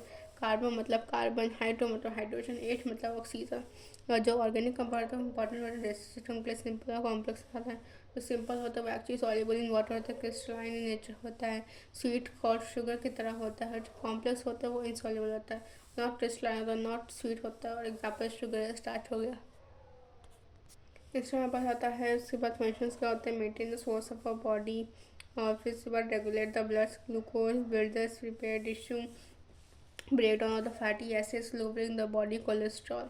फिर प्रोटीन्स की बात होती है तो contain the carbon, hydrogen, oxygen, nitrogen, sometimes sulfur and very large molecules so turn into the amino acids but digestive enzymes से डिफिशियंसी होती है वो कैंसर का कॉज कर सकती है प्रोटीन्स की। इसके बाद फंक्शंस का क्या होते हैं, तो मेन फंक्शन बहुत पूछ आता है कि क्या ये रिपेयर और इस सब काम आता है, तो हाँ यस, जो ये होता है वो रिपेयर के लिए काम आता है। Growth and maintain of the tissue, maintain the fluid balance, balance of transportation of materials, formation of antibodies, form the new tissue, repair broken tissue. फिर पॉश होते हैं, फिर जो फैट्स होते हैं वो फैट्स के होते हैं दो टाइप के, सैचुरेटेड होता है, सैचुरेटेड जो होता है वो कोलेस्ट्रॉल को इंक्रीज़ करता है और जो अनसैचुरेटेड होता है वो कोलेस्ट्रॉल को डिक्रीज़ करता है। ठीक है, तो इंक्रीज़ कोलेस्ट्रॉल करने के लिए फास्ट फूड, पेस्ट्री, बिस्किट हो गया, कोलेस्ट्रॉल तो वो डिक्रीज़ करता है जो कि सब अवॉइड करना पड़ता है। फिर फंक्शंस क्या होता है, source of the energy stored in the adipose tissue, absorption, transportation, make our body soft and city, protects the from injury. फिर जो वाटर होता है वो H2O होता है, तब 2:1 में। ये क्या होता है कि regulates the body temperature, transportation of nutrients, excretion of water product, lubricates the joints, remove the toxins, help in food digestion. तो इतना ज़्यादा काम होता है इसका वाटर का। ठीक है, नेक्स्ट हमारे पास आता है माइक्रो न्यूट्रिएंट्स। माइक्रो न्यूट्रिएंट्स से पहले हमने बात की थी, माइक्रो मिनरल्स और विटामिन कंसिडर करता है, तो minerals approximately 4% of body weight consume करते हैं, मतलब होते हैं। अब उसके बाद मैक्रो न्यूट्रिएंट्स जो होते हैं वो होते हैं calcium, potassium, sodium, magnesium, phosphorus. जो कैल्शियम होता है अगर इसको growth and development of the bones and the teeth and help the blood clotting deficiency, rickets, source of the juice, milk, eggs and yogurt. The potassium is also helpful in the keeping the nervous system and the muscular system fit and source banana, tomato. Sodium may help in the muscle activity, steak, table salt, pickles, butter. Magnesium जो होते हैं वो maintain करते हैं body को, maintain the body also. फिर में source का था meat, bone, whole grain. Phosphorus the formation of bone, teeth, sources egg, fish, milk, ice, liver. तो होता है नेक्स्ट उसके बाद होता है मैक्रो न्यूट्रिएंट्स। इसमें होता है माइक्रो में, जिसको ट्रांस भी कहते हैं। पहले होता है हमारे पास क्या, आयोडीन। तो आयोडीन जो होता है वो गॉइटर कॉज करता है अगर डिफिशियंसी हो गई। ठीक है, और उसके बाद हमारे पास आयरन क्या होता है, एनीमिया प्रोवाइड करता है, प्रोडक्शन होता है हेमोग्लोबिन। क्रोमियम क्या होता है, जो कि डायबिटीज़ के लिए होता है, स्टिमुलेशन एक्टिविटीज़। इसके बाद कॉपर जो होता है वो helps in sign the formation of the एलायरस। और उसके बाद जो सोर्स होते हैं हेमोग्लोबिन सोर्स होता है eggs, pulses, green leaf vegetables. Cobalt जो होता है protect from anaemia. Sources green leaf vegetables, milk, meat. Vitamin जो होता है वो एक ऑर्गेनिक केमिकल्स होता है, जैसे कि वो फैट सॉल्युबल कीड़ा होता है। ए जो होता है वो कलर होता है। डी जो होता है वो डीकेस होता है, ऑस्टियोपोरोसिस होता है। और उसके बाद मिल्क बटर। फिर विटामिन ई जो होता है वो एंटीऑक्सीडेंट होता है, ग्रोथ होता है many organic slow down process the damage cells and deficiency anaemia, nerve and muscle damage. Vitamin के जो होता है क्लॉटिंग मतलब ब्लड होता है, एनीमिया कॉज करता है। फिर होता है उसके बाद water soluble vitamin. Water soluble vitamin से विटामिन बी कॉम्प्लेक्स होता है, इसमें से पहले B1 आता है। B1 जो होता है वो थायमिन होता है, और जो थायमिन होता है वो कलरलेस विटामिन होते हैं। Taste salty and the smell like the yeast, help in the metabolism and carbon deficiency क्या कॉज होते हैं, बेरी।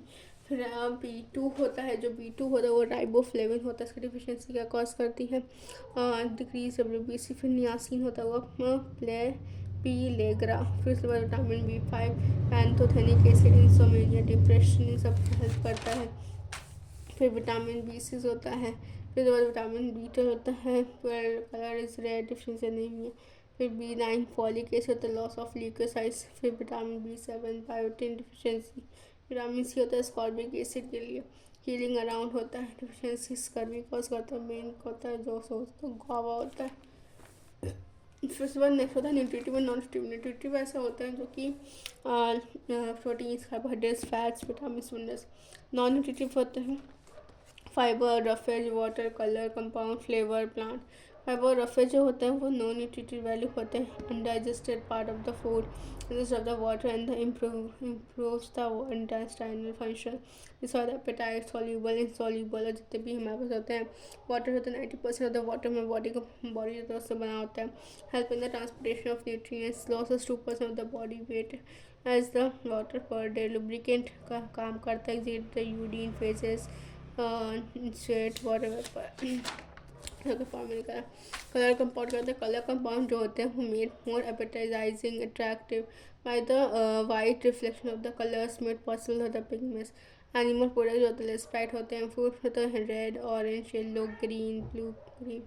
फिर फ्लेवर कंपाउंड होते हैं वो drive from the both into acid come पूरे प्रोवाइड करते हैं so taste like line bitter taste में होते हैं।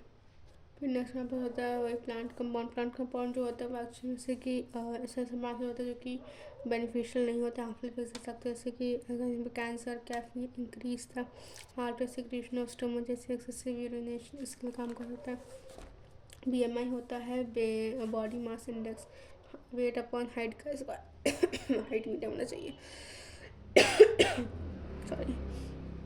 तो कैटेगरी होता है अंडर वेट में 8.5 से कम होना चाहिए, नॉर्मल 8.5 से 29.9, ओवर वेट 25 से 29.5, obesity class 1 best class 2 third. Method to health control healthy weight exercise daily करनी चाहिए, अवॉइड जंक फूड करना चाहिए, अवॉइड फैटी फूड करना चाहिए और avoid the extra calories avoid करनी चाहिए। Don't skip the meals, avoid over eating, avoid the rich carbohydrate food को अवॉइड करना चाहिए।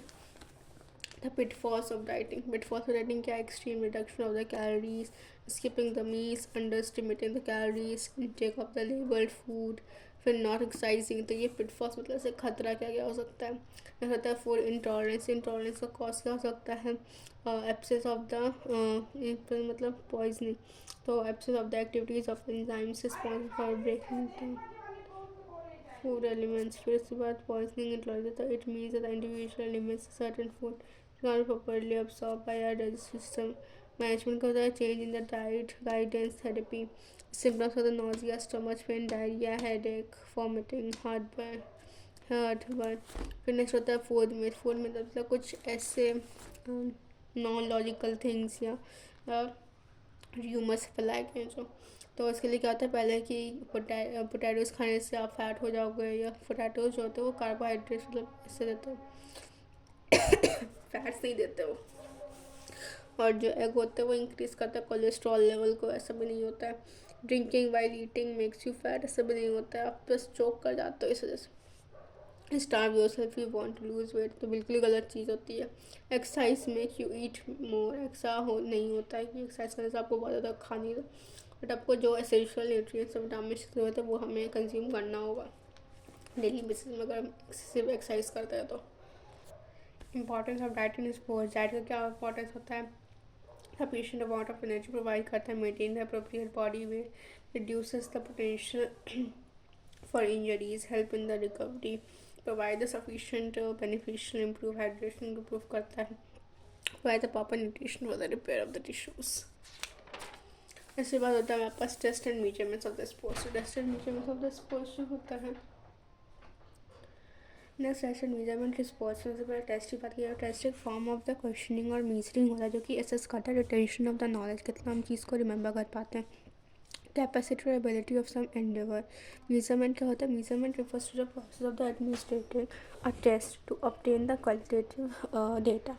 इसके टाइप्स क्या होते हैं, cyclo India test, Rockport 1 mile test होता है, डिक्लेन जॉनसन जो जॉनसन मैथनी टेस्ट होता है।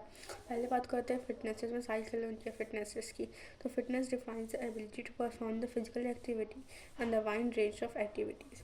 पहला होता है इसमें एज ग्रुप भी होता है 5 to 8 ईयर्स होता है और एज ग्रुप 9 to 18 ईयर्स होता है। जो 5 to 8 ईयर्स होता है वो क्लास 1 से 3 के लिए होता है और जो एज ग्रुप 9 से 18 ईयर्स के लिए होता है वो क्लास 4 से 12 के लिए होता है। ठीक है, तो नेक्स्ट हमारे पास होता है इसमें क्या क्या आते हैं।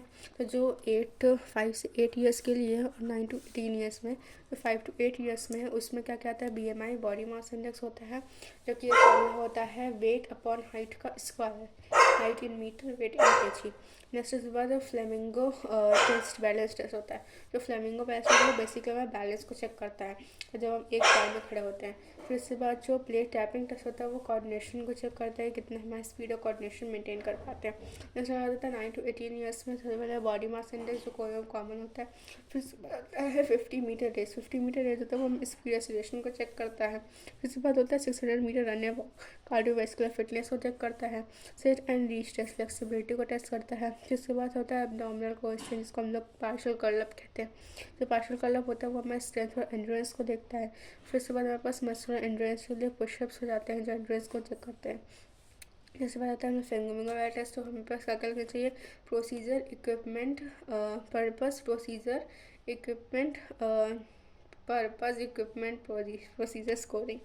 पहला पर्पस क्या होता है, measure the ability to check the state of the balance successfully on a single leg. फिर इक्विपमेंट क्या होता है, non slippery even the surface top watch the thin line of 5 to 8 years old और the beam for the 9 to 18 years old।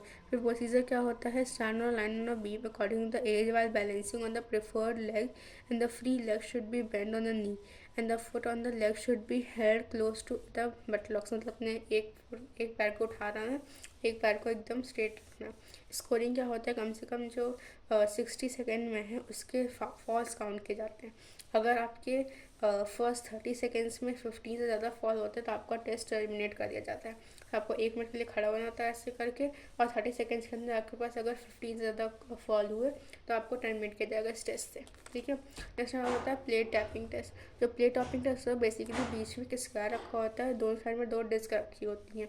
तो ये हमें speed और coordination को चेक करता है कि जिसमें जो टेबल होता है एडजस्टेबल हाइट में होता है, 2 येलो डिस्क होती है, 20 सेंटीमीटर डायमीटर, रेक्टेंगल है to 20 centimetre stopwatch. The 2 yellow discs are placed at the country 60 meters apart from the table. The rectangle is placed equidistant between the both discs. The non-preferred hand is placed on the rectangle. The move preferred hand, the preferred hand होता है move करता है back और forth between the disc over the hand on the middle of the quickly possible. This action repeats a 24 full cycle. 25 full cycle का मतलब हुआ 50 total taps, एक side में 25 एक साइड में 25, तो पूरा एक मिला करके 2 हुए साइकिल में, तो 25 टू जो 50 टोटल टैप्स बनते हैं। स्कोरिंग क्या होता है, time taken to complete 25 cycles is record. 25 cycles में कितने टाइम देगा वो रिकॉर्ड किया जाता है। फिर पार्शियल कर्ल अप जो होता है वो करता है, वो क्या होता है, उसका पर्पस क्या होता है, स्ट्रेंथ और एंड्योरेंस को एब्डोमिनल मसल्स को करता है। इसके मूवमेंट क्या होता है, clean flat question surface record कर रही है। इस उसमें प्रोसीजर में क्या क्या आता है, पहले तो क्या होता है, लाई डाउन इन द सीपाइन, मतलब अपने बैक में लेट जाओ। इस वजह जो नी होता है उसको अपने फीट से 12 इंचेस, बेसिकली यहाँ 6 इंचेस का गैप दिखाया जाता है, टोटल 12 इंचेस बनता है from the buttocks and both the feet side. बाद बोला जाए पार्शियल कर्ल अप में जो difference between the 2 parallel lines जो होती हैं उन्हें 6 इंचेस होती हैं। ठीक है, फिर उसके बाद जो कर्ल अप होता है वो स्लोली कंट्रोल कर मूवमेंट को, जिसमें सर्फेस से 2 inches back on the continuous process करते रहते हैं। स्कोरिंग क्या होती है, record number of the partial curl ups in 30 seconds. 30 seconds में आप कितना पार्शियल कर्ल अप जो होता है वो कर लेते हैं। ठीक है, फिर उसके बाद नेक्स्ट हमारे पास होता है पुशअप्स।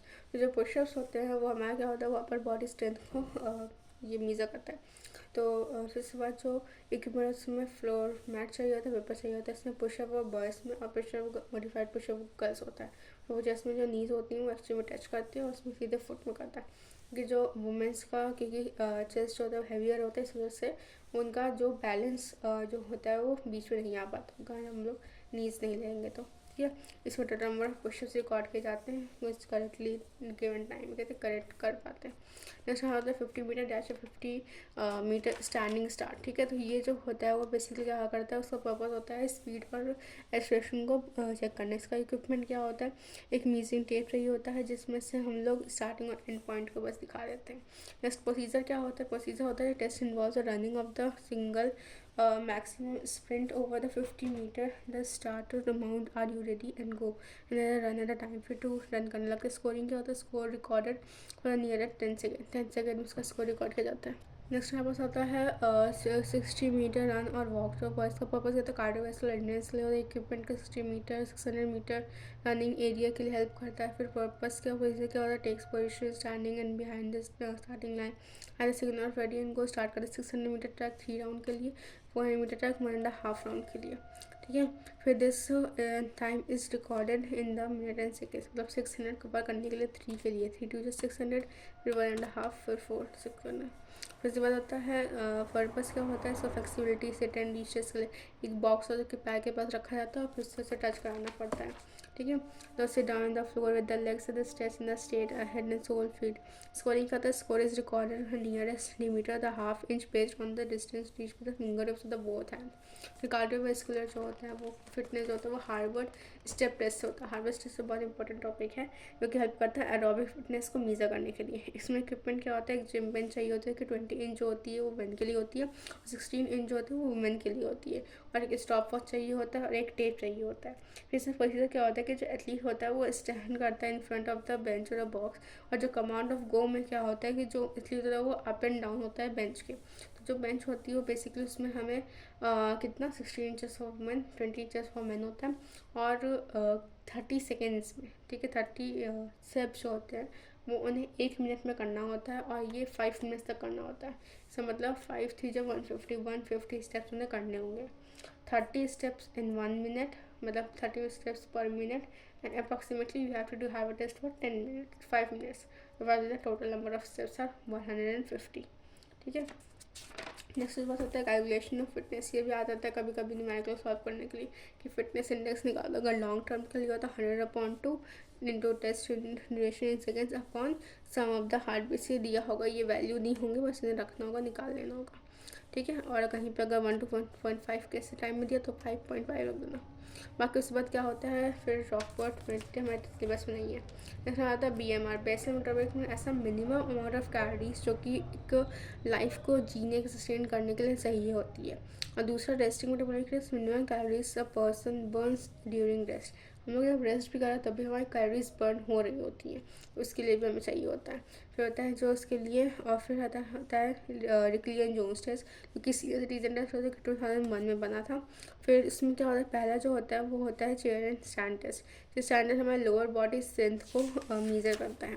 नेक्स्ट बात होता है हमारे पास प्रोसीजर क्या होता है, फिर स्कोरिंग क्या होता है, इसमें नंबर ऑफ कंप्यूटर 3 सेकेंड्स में arm curl up upper body strength को करता है। इसमें हमारे पास क्या होता है कि इसमें हम एक डम्बल को उठा के रखते हैं, ठीक है। तो जो 5 पाउंड का मतलब अप्रॉक्सीमेटली 2.3 kg का वुमेन के लिए होता है, और 8 पाउंड का वेट जो होता है अप्रॉक्सीमेटली 3.6 kg का वो होता है मेन के लिए, ठीक है। और फिर से प्रोसीजर जो होता है, फिर प्रोसीजर बैठना होता है, फिर अपने हाथ में उसको डंबल को उठाना पड़ता है। स्कोरिंग का 30 सेकेंड्स में कितना वो इतनी देर तक होल्ड कर पाते हैं। Chair sit and knees test में क्या होता है, चेयर में बैठते हैं, अपने टोस को से टच करते हैं। अगर वो टोस को टच करने से पहले तो मतलब उनकी अच्छी फ्लेक्सिबिलिटी नहीं है, टो टच का तो ठीक ठाक अच्छी फ्लेक्सिबिलिटी, और अगर वो आगे गए अपने टोस से भी आगे गए बोले बहुत अच्छी फ्लेक्सिबिलिटी है। तो ruler chair with the straight back side. फिर इसके बाद हमारे पास क्या होता है, the score is noted metre, हाँ पहले 30 मीटर। फिर इसके बाद होता है बैक स्केस्टेस जो होता है वो होता है पर्पस क्या होता है, अपर बॉडी शोल्डर में जो फ्लेक्सिबिलिटी उसको देखते हैं। रूलर की जरूरत होती है इसमें, क्योंकि अपने बस हैंड्स की जरूरत है, तो रूलर से मीजर करते हैं कि आपके दोनों हैंड जब पीछे जाते हैं उनके बीच में कितना गैपिंग बन पाते हैं। कोई गैपिंग नहीं है तो मतलब बहुत अच्छी फ्लेक्सिबिलिटी है।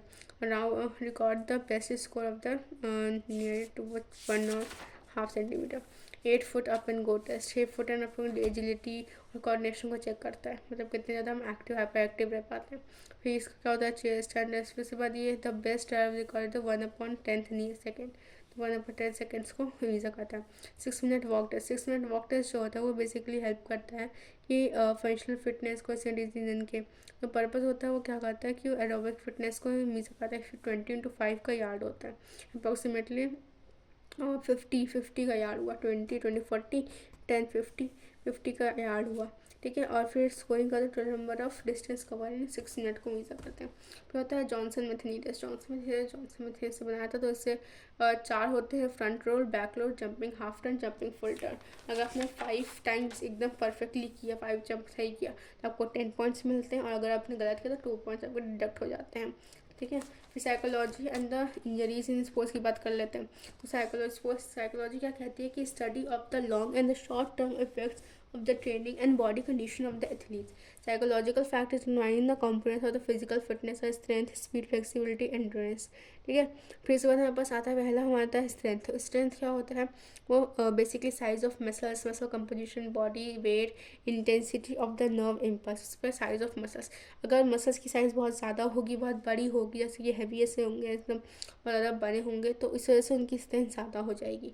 अगर बॉडी स्ट्रेंथ की बात की जाए तो जो बहुत ज़्यादा हैवी लोग होते हैं, हैवियर होते हैं, जनरली स्ट्रॉन्गर होते हैं। जैसे कि हम देखते हैं कि जो रेसलिंग हो रही होती है, जो फाइटिंग हो जाते हैं, तो उसमें वो लोग बहुत ज़्यादा बल्की मैन होते हैं। तो बल्कि मतलब बॉडी वेट, जितनी ज़्यादा बॉडी वेट ज़्यादा स्ट्रेंथ होती है। Intensity of the nerve impulse, जितने भी टोटल नंबर ऑफ फोर्स होते हैं, नंबर ऑफ मसल्स कॉन्टैक्ट में, जितने ज़्यादा हम अपने हाइपर एक्टिव कर पाते अपने ब्रेन को, ज़्यादा हम किसी भी टाइप ऑफ फैकल्टी एक्टिव करते हैं, तो नर्व इम्पल्स बहुत इंपॉर्टेंट रोल प्ले करता है। मसल कॉम्बिनेशन मतलब क्या होगा, white fibre, red fibre. White fibre जो होते हैं वो फास्ट ट्विच फाइबर होती है, जो कि कॉन्ट्रैक्ट फास्ट होती है, और red fish slow Twitch fibre होती है, जो कि लॉन्ग ड्यूरेशन होता है, जो कि एंड्योरेंस में काम आती है। ठीक है, रेड होती है स्लो और वाइट होती है फास्ट। नेक्स्ट हमारे पास होता है the speed. Psychology factors determining the speed. Speed को साइकोलॉजी फैक्टर्स डिटरमाइन करता है। पहला होता है mobility of nervous system. The rapid contraction and the relaxation of the muscles is made possible by the rapid excitation and inhibition of the concerned motor centers. फिर उसके बाद muscle composition generally determine muscles with the great percentage of the white fiber contract more speed. ठीक है। फिर उसके बाद flexibility क्या होती है, फ्लेक्सिबिलिटी होती है कि allows maximum range of movement without much internal resistance. Maximum number of movement कर सकते हैं हम लोग। Enable the complete utilisation of explosive strength.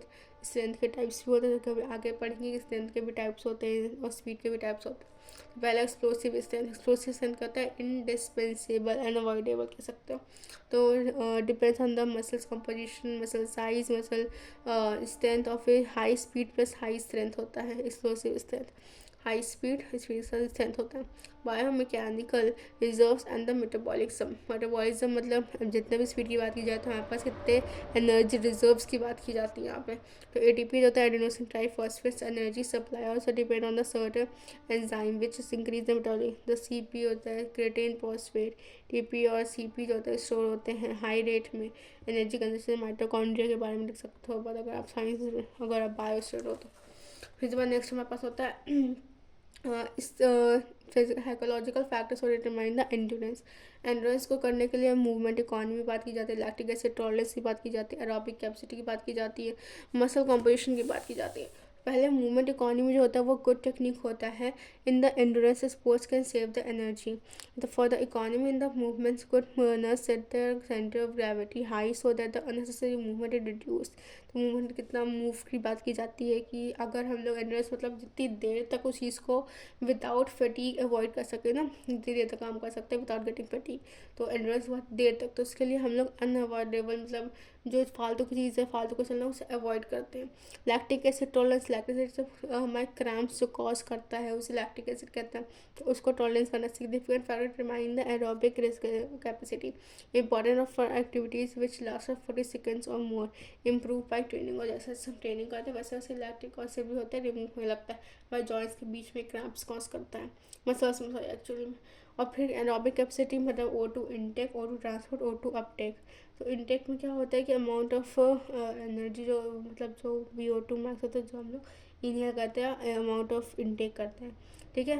Depend on the lung size, और लंग साइज में कैपेसिटी में चेस्ट में वॉल्यूम पे डिपेंड करता है। O2 ट्रांसपोर्ट करता है अमाउंट ऑफ ट्रांसपोर्ट, उसके transport the blood from the lungs work the nucleus. O2 absorb depends on the speed of the blood flow. Concern of haemoglobin 14 to 15%। O2 Uptake होता है वो जो amount of oxygen होता है absorb किया जाता है, कंज्यूम किया जाता है, उसे अपटेक कहते हैं। ठीक है। फिर इसके बाद नेक्स्ट होता है मसल कॉम्पोजिशन। मसल कॉम्पोजिशन जो होता है वो स्लो ट्विच फाइबर होता है और वो एरोबिक रिलीज और एंड्योरेंस के लिए होता है, small forces of the long duration के लिए होता है। फिर एरोबिक में आता है energy reserves. The aerobic capacity depend on the availability of the fuel of the muscles glycogen sugar level reserves for the long duration. और फिर उसके बाद फिट फॉल्स फैटिक ऑकर्स, अगर ऐसा होता है तो फैटिक आने लगता है, नहीं तो ठीक है। नेक्स्ट के बाद हमारे पास आता है फ्लेक्सिबिलिटी। तो फ्लेक्सिबिलिटी जो होता है बेसिकली जॉइंट स्ट्रक्चर की बात की जाती है, स्ट्रक्चर्स में हमारे पास जो जॉइंट्स होते हैं उसमें हमें फ्लेक्सिबिलिटी देखने को मिलती है. Some joints have the greater range of motion. Ball and socket joint या shoulder great range of motion, कहीं भी डायरेक्शन में मूव कर सकते हैं. बट अगर हम अपने सर को बात करें तो वो पीछे थोड़ा कर सकते हैं, है ना. तो वो रेस्ट्रिक्शन होता है हमारे रेंज ऑफ मोशन का. नेक्स्ट मसल स्ट्रेंथ की बात की जाए तो मसल स्ट्रेंथ जो होता है, muscle strength should have been the maximum minimum level of the strength of the to make the movement against the gravity और external force.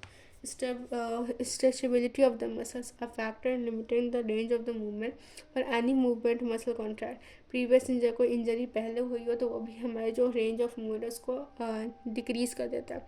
Injuries of the to the connective tissues and the muscles can lead to the thickening और the fibrosing of the affected area. Fibrous tissues क्या होता है, less elastic होते हैं, limb shortening होता है, reduce flexibility करते हैं. एज एंड जेंडर भी डिपेंड करता है, जैसे जैसे एज होने लगती है वैसे फ्लेक्सिबिलिटी कम होने लगती है. So flexibility decreases with the advance of the age and female more flexible होती है इससे.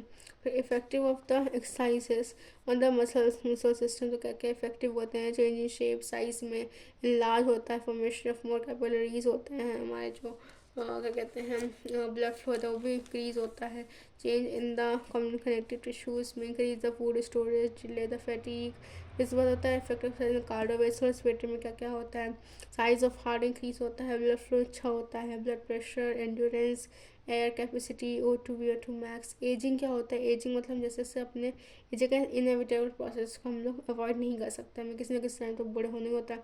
Inevitable extremely complex and characterised by the progressive degeneration of the organ system and the tissues determined by the genetics. Aging is this broadcast sense in the continuous and irreversible decline in the efficiency of the various psychological functions. बहुत सारे psychological functions के लिए होता है. क्या क्या reversal होता है इसलिए हम देखेंगे. तो पहला response changes in the muscle size and strength.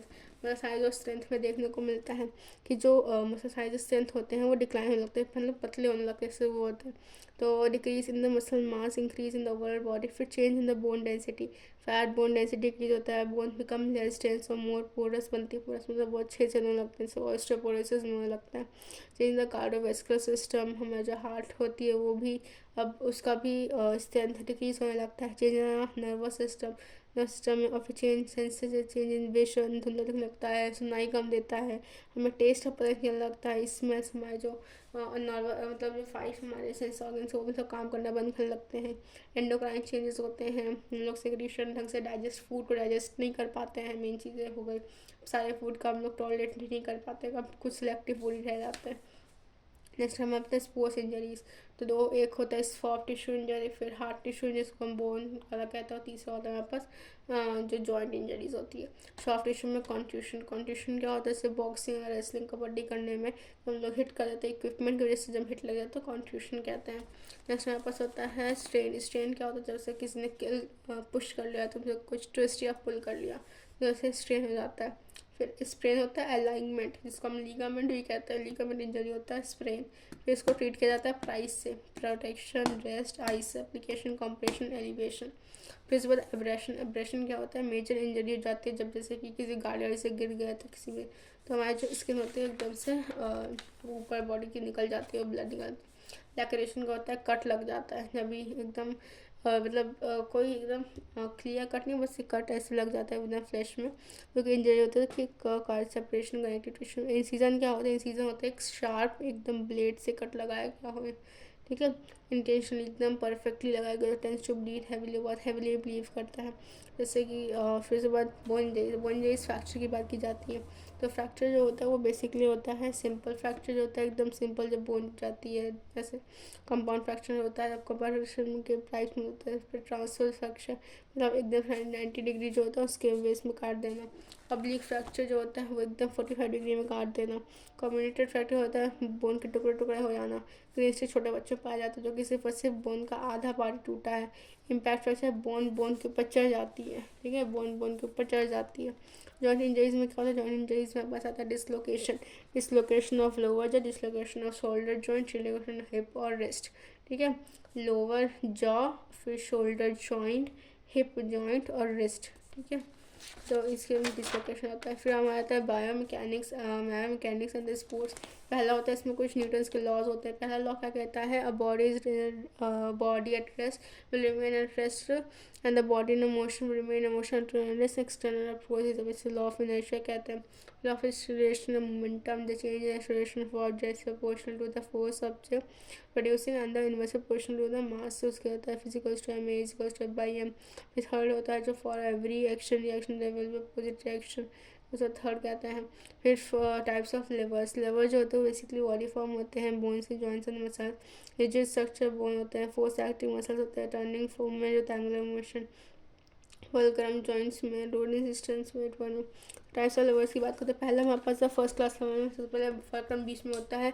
Effort load side side में होते हैं. सेकेंड क्लास में क्या होता है फुलक्रम बीच होता है. एफर्ट लास्ट में होता है. लोड बीच में जाता है. थर्ड में क्या होता है फुलक्रम यहाँ पे एफर्ट बीच में लोड में. यहाँ पे हम लोग सीजर का इस्तेमाल कर सकते हैं. ट्रॉली का एग्जाम्पल ले सकते हैं और स्टेपलर का एग्जाम्पल ले सकते हैं. टैंक्स का. फिर होता है equilibrium. Equilibrium state of balance होता है जिसको हम फोर्सेस से एक्टिंग होती है उसमें होता है. Find the state of balance among the forces acting with in और अपॉन अ बॉडी. फिर होता है scientific term describing the balance on the stability और बैलेंस को डिफाइन करने के लिए. स्टैटिक इक्विलिब्रियम का होता है state of balance that occurs when body is at rest and in the motionless position is when the centre of the gravity is in static position. मतलब एकदम हिल नहीं रही है एकदम सब एक जगह पे स्थिर है. इक्विलिब्रियम ऐसा फोर्स होता है जहाँ पे वो बॉडी मूव वैसे फोर्स वैसे मूव कर रहा हो मतलब दौड़ रहा हो. सेंटर ऑफ ग्रेविटी ऐसा पोजीशन होता है जहाँ पे हम अपने बॉडी का सेंटर फाइंड कर पाते हैं. इमेजनरी पॉइंट होता है जो कि अराउंड द बॉडी जो होता है. अब द ऑब्जेक्ट इज बैलेंस. अब ये जो होता है सिंपली जो होता है कंसिडर किया जाता है centre of weight of body में चेंजेस इन डायरेक्शन अकॉर्डिंग में. फ्रिक्शन जो होता है वो फोर्स अगेंस्ट जो काम कर रहा होता है उसको रेस्ट्रिक्शन का प्रोवाइड कर जाता है उसे फ्रिक्शन कहते हैं. A force that acts as a parallel to the two half of the forces that resist the movement. Opposite direction of the movement object resulting in the slowing down that moving objects. Rough surface produces more friction and the smooth surface produces less friction. इसके बाद statics के types क्या होते हैं. Static friction, sliding friction, rolling friction, fluid friction. ठीक है. फिर इसके बाद प्रोजेक्टाइल की जब बात की जाती है तो प्रोजेक्टाइल एनीथिंग एक पाथवे होता है जहाँ पे पैराबोलिक पाथवे फॉलो करते हैं. सो प्रोजेक्टाइल कहते हैं. तो वो ऑब्जेक्ट को फेंका जाता है जैसे कि ये दिखाया गया हमें साइंस में पढ़ा था. तो इसके क्या क्या फैक्टर इफेक्ट करते हैं. Initial velocity, angle of projection, air resistance, relative height. तो ये सब उसको इफेक्ट करते हैं. अगर हमें इंक्रीज स्टेबिलिटी करनी है तो पोजीशन ऑफ बॉडी को इंक्रीज करना पड़ता है. Larger the base more the stability. जितना ज़्यादा बेस अच्छा होगा उतना ज़्यादा स्टेबिलिटी अच्छी होगी. जो टू टाइप्स के इक्विलिब्रियम डायनेमिक और स्टैटिक इक्विलिब्रियम होते हैं. ठीक है. Psychology and sports. Psychology and sports में पर्सनैलिटी की बात करते हैं. पर्सनैलिटी हमारा dimension physical mental social emotional सबको साथ में करते हैं. यह होता है न्यूरोटिक्स. फिर उसके बाद टाइप ऑफ पर्सनैलिटी. सबसे पहले जंक्स में हमारे पास. तो जंक्स में था 3. इंट्रोवर्ट, एक्सट्रोवर्ट और एम्बीवर्ट. इंट्रोवर्ट क्या होते हैं. इंट्रोवर्ट जो कि बहुत ज़्यादा अपने आप को सेल्फ सेंटर्ड होते हैं. बहुत ज़्यादा घुल मिलते नहीं हैं. एक्सट्रोवर्ट होते हैं बहुत ज़्यादा फ्रेंड जोन होता है उनके पास. बहुत ज़्यादा आउटवर्ड होते हैं. फिर एम्बीवर्ट क्या होता है. एम्बीवर्ट जो होते हैं वो दोनों के बीच में आते हैं. ज़्यादा लोगों से घुल मिलते हैं बस जितना काम का होता है उतना काम का बोलते हैं. फिर उसके बाद big 5 theory. Ocean short form है. ओ से होता है ओपननेस और फिर सी से होता है कॉन्स्टिट्यूसनेस. ओपननेस और शिजुका जैसे कि एकदम अपना गोल थोड़ा सा पॉजिटिव इमेजिनेटिव होती है, इंसाइटफुल होती है और वाइड रेंज ऑफ इंटरेस्ट रखती है चीज़ में. तो उसे कहते हैं ओपननेस. कॉन्स्टिट्यूस की तरह डे की सुख की तरह बहुत ज़्यादा गोल ओरिएंटेड होता है. अपनी क्लास का टॉपर होता है और ज़्यादा वेल ऑर्गेनाइज होता है. रिस्पॉन्सिबल होता है. एक्स्ट्रावर्सन जियान को जैसे वो कहते हैं कि एक्साइटेड होता है, सोशली होता है. टॉकटिवनेस होता है, असर्टिवनेस. एक्सट्रोवर्ट होता है, एंथुसियाज्म होता है. एग्रीएबल वसाओं की तरह होता है, किसी भी बात में एग्री कर जाना. बहुत ज़्यादा कंपैशनेट होते हैं, बहुत ज़्यादा कोऑपरेटिव होते हैं, मैनिपुलेटिव होते हैं. न्यूरोटिज्म एकदम नोबिता की तरह होता है. सब होता है एकदम बहुत ज़्यादा असर्टिव फील नहीं करता. हाईली टेंस होते हैं, मूडी होते हैं, नेगेटिव थॉट्स होते हैं, इमोशनली अनस्टेबल ऐसे फाइंड किए जाते हैं इन्हें. इससे कहते हैं न्यूरोटिज्म. ठीक है. यहाँ पास आता है मोटिवेशन. तो मोटिवेशन ऐसा वर्ड डिराइव किया गया है मोटिव से which means the need, desire, want और drive for within the individual. तो प्रोसेस होता है वो दो, एक इंट्रिंसिक और एक्सट्रिंसिक. इंट्रिंसिक का सेल्फ अपने अंदर से आती है, हाँ मुझे करना. एक्सट्रिंसिक मतलब बाहर किसी ने, तो मैं जैसे दीपक दया के वीडियोज़ होते हैं वो तो मोटिवेट कर रहे हैं. तो इंट्रिंसिक से बहुत मजबूत होता है, बहुत ही लॉन्ग टर्म का चलता है. बल्कि जो एक्सट्रिंसिक होता है बहुत ही शॉर्ट ड्यूरेशन के लिए होता है, बहुत जल्दी खत्म हो जाता है. जैसे होता है एक्सरसाइज एडहेरेंस. एक्सरसाइज एडहेरेंस जो होता है वो बेसिकली यहाँ मैंने अच्छे से लिखा था कि जो एक्सरसाइज एड्रेस होता है वो तुम्हें मेंटेन करता है कि एक्सरसाइज प्रोग्राम में कैसे हम अपने टाइम को यूटिलाइज कर सकें, ठीक है। इसके लिए 3 पार्ट्स ऐसा होता है कि demographic factor, education, income, group exercising early. तो एड्रेस होता है ability to maintain any exercise of programme, मतलब प्रोग्राम किसी भी से कि हमने लिया कि हाँ चलो हम अब डेली एक्सरसाइज करेंगे। अब हमने बोला कि चलो 6 महीने के लिए करते हैं, बहुत लंबे टाइम के लिए। उसके करने के लिए, डेली करने के लिए हमें एक जगह चाहिए होगी कि हाँ आसपास जिस एनवायरनमेंट रह रहे हैं वहाँ पे सब लोग ऐसे ही चाहते भी हैं। ऐसा नहीं कि आप जिस समय सिर्फ आप ही कर रहे हो, बाकी कोई ऐसा कर ही नहीं रहा है। दूसरा होता है ग्रुप्स एक्सरसाइजिंग। अगर आपको दोस्त बोलते हैं कि हमें नहीं करना ये सब, तो आप भी अपना ही टाल देते हो। बट ऐसा नहीं करना चाहिए कि अगर ऐसे दोस्त को बनाओ जो कि हाँ तुम्हारे साथ वो भी तुम्हारे साथ ही बेनिफिट हो, कि आज मन नहीं कर चलो नहीं करते, तो दूसरा वाला अरे चलो 1-2 बार तो कर ही लेंगे, बस 2-4 बस थोड़ा सा ही डम्बल लंबा उठाएंगे, थोड़ा सा एक्सरसाइज कर लेंगे, बस 10 मिनट के कर लेते हैं। तो ऐसा करो, और जब वो थक जाए तो वो 10 मिनट कर लेते हैं। तो इसे कहते हैं ग्रुप सर्कल, जो ग्रुप एक्सरसाइजिंग।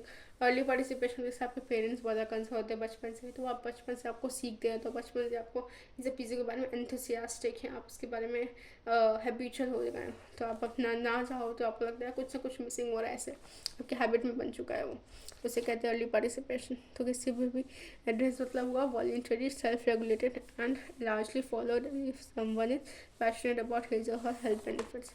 नेक्स्ट बात होता है एग्रेशन। एग्रेशन मतलब बहुत ज़्यादा अच्छा नहीं होता, मतलब एग्रेशन एक रेंज ऑफ बिहेवियर होता है जो रिजल्ट करता है both physical and psychological form to one self, one या अदर को हार्म करने के लिए। हॉस्टाइल टाइप्स क्या होता है? हॉस्टाइल जो होता है जो हम किसी को इंटेंशनली अब्यूज़ करते हैं या वैसे करते हैं। इंस्ट्रूमेंटल क्या होता है? वो किसी भी अचीव करने के लिए हम अपने आप को एक आश्वासन देते हैं। असर्टिव क्या होता है? वो अपने आप के लिए स्टैंड अप लेना, चाहे वो आप फिजिकल ही हो क्या ना हो जाए, बट आप अपने लिए स्टैंड अप ले रहे हो, तो असर्टिव हो गया। साइकोलॉजिकल एट्रीब्यूट जो होते हैं वो self esteem, mental emotional, goal setting, self talk. तो सेल्फ टॉक जैसे कि सेल्फ टॉक से क्या क्या होगा, तो पहले बात की आप का विजेशन होगा, रिकोगनाइज कर पाएंगे। फिर बहुत सारे होते हैं कि कीप गोइंग करना चाहिए, पुट एफर्ट्स करना चाहिए। ट्रेनिंग स्पोर्ट्स की बात की जाए तो ट्रेनिंग स्पोर्ट्स जो होता है वो बेसिकली बात करते हैं training is the process of preparation for the same some किसी टास्क को प्रिपेयर करने के लिए। Identification process of recognizing the current players that have the potential to excel. It involves the attempt to predict the future capacity of the performance of the individual. Identification का मतलब ही होता है कि ऐसा प्रोसेस ऑफ रिकोगनाइजिंग, जो players current कर रहे हैं उन्हें रिकोगनाइज करने के लिए उनके पास पोटेंशियल होता है कि वो एक्सेल कर सकते हैं, उनको फिर प्रिडिक्ट करना कि future capacity of the performance individual. Sports training cycles होता है purposeful variation of the training programme होता है। Macro cycle, meso cycle, micro cycle. अब इसको हम लोग ऐसे बना सकते हैं, ये मैक्रो हो गया, फिर ये मीज़ो हो गया, ये माइक्रो हो गया, ठीक है। तो इसको अगर हम देखे जाए तो जो मैक्रो होता है वो एंटायर सीजन या बहुत लंबे 1 साल के लिए पूरा हो सकता है। मैं साइकिल कुछ महीने के लिए होता है, माइक्रो साइकिल कुछ हफ्तों के लिए होता है, ठीक है। तो कॉम्पिटिटिवनेस ट्रांजिटरी प्रिपरेशन फेज होता है, एंटायर सीजन के लिए चलता है। और फिर उसके बाद मैं साइकिल जो स्पेसिफिक ब्लॉक ट्रेनिंग के 3 to 4 वीक्स मंथ के लिए होता है। मेन्यू साइकिल कुछ दिनों के लिए, बस वीक या फ्यू डेज़ के लिए होता है माइक्रो साइकिल। नेक्स्ट हमारे पास होता है इससे माइक्रो फिर बाद स्ट्रेंथ होता है। स्ट्रेंथ के कुछ टाइप्स तो डायनेमिक और स्टैटिक। डायनेमिक होता है dynamic maximum explosive strength endurance. Static जो होता है वो ability to muscle to act against resistance, isometric strength, weight lifting. होता है मैक्सिमम से होता है ability to work against the maximum resistance. Explosive जो होता है ability to overcome resistance. Endurance जो होता है combination of the strength of endurance, मतलब स्ट्रेंथ एंड्योरेंस जो होता है वो कॉम्बिनेशन होता है स्ट्रेंथ और एंड्योरेंस ऑफ एबिलिटीज़ के लिए होता है। उसके बाद हमारे पास आता है मेथड ऑफ इम्प्रूविंग स्ट्रेंथ को इम्प्रूव करने के लिए आइसोमेट्रिक। हम फोर्स लगाते हैं वो ऑब्जेक्ट जैसे हम लोग प्लैंक करते हैं या विद इन द वॉल को पुश करते हैं, तो फोर्स तो लग रहा है लेकिन वहाँ पे कोई ऑब्जेक्ट मूव नहीं कर रहा था, हमें लग नहीं रहा, लेकिन हमारी बॉडी उससे वर्कआउट हो रहा है। आइसोटोनिक क्या होता है? आइसोटोनिक होता है while doing exercises tension creates a work muscles. अब इसमें क्या होता है कि आप एक्सरसाइज कर रहे हो तो आपके बॉडी में मसल में टेंशन, जैसे डम्बल को उठा रहा है, जंपिंग करना, वेट लिफ्टिंग करना, उसमें आपका मसल स्ट्रेंथ होती हुई दिख रही होती है। आइसोकाइनेटिक जो होता है वो लॉन्ग रन के लिए कॉन्टिन्यूस साइकिलिंग कर रहे हों, उसके लिए हम लोग बहुत लॉन्ग टर्म के लिए करते हैं, ठीक है। Continuous ration both flexion and extension muscles के लिए, और जैसे स्विमिंग ऐसे करना हो। फिर एंड्योरेंस जो होता है वो ability to resist the fatigue. Endurance मतलब होता है अपने फैटीग को रेजिस्ट कर पाना है, ability to resist the fatigue for a longer time period, example long distance run के लिए। टाइप ऑफ एंडोर्स होता है speed endurance, strength endurance, long term endurance. Speed endurance होता है वो activity done with the high speed and intensity. Strength endurance जैसे wrestling और boxing हो गई। लॉन्ग टर्म एंडोर्स बहुत marathon, cross country, race run इसके लिए हो जाता है। नेक्स्ट बात आता है, नेक्स्ट मेरे पास आता है कि हम अपने जो एंड्योरेंस है उसको इम्प्रूव कैसे कर सकते हैं।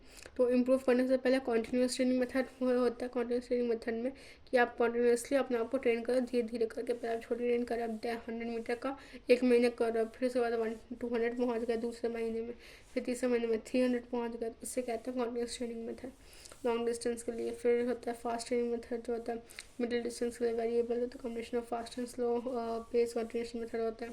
फिर उसके बाद दूसरा होता है interval training method.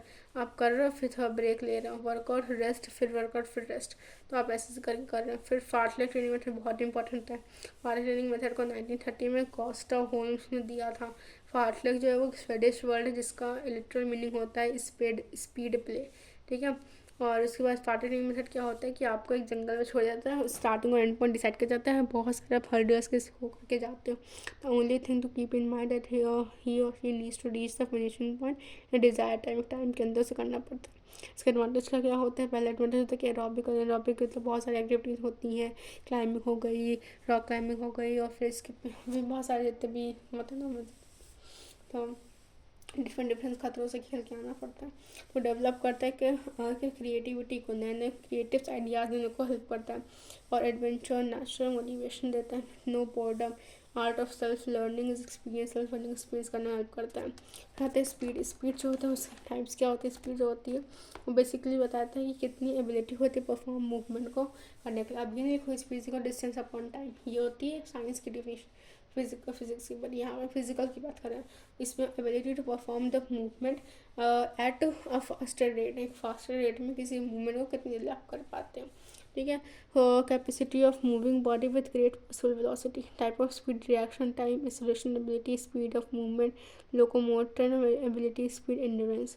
Reaction time में क्या होता है, time taken by body to respond immediately after the stimulus, तो स्टिमुलस के बाद ही तुरंत रिस्पॉन्ड करना, तो रिएक्शन टाइम कहते हैं। जैसे कि अगर कोई कप है उसको तुरंत छूते तो तुरंत आपका हाथ एकदम हट जाता है, रिएक्शन टाइम। एक्सेलरेशन एबिलिटी क्या होता है, time taken to reach the maximum speed, एक मैक्स स्पीड तक पहुंचने का एक्सेलरेशन एबिलिटी क्या होती है।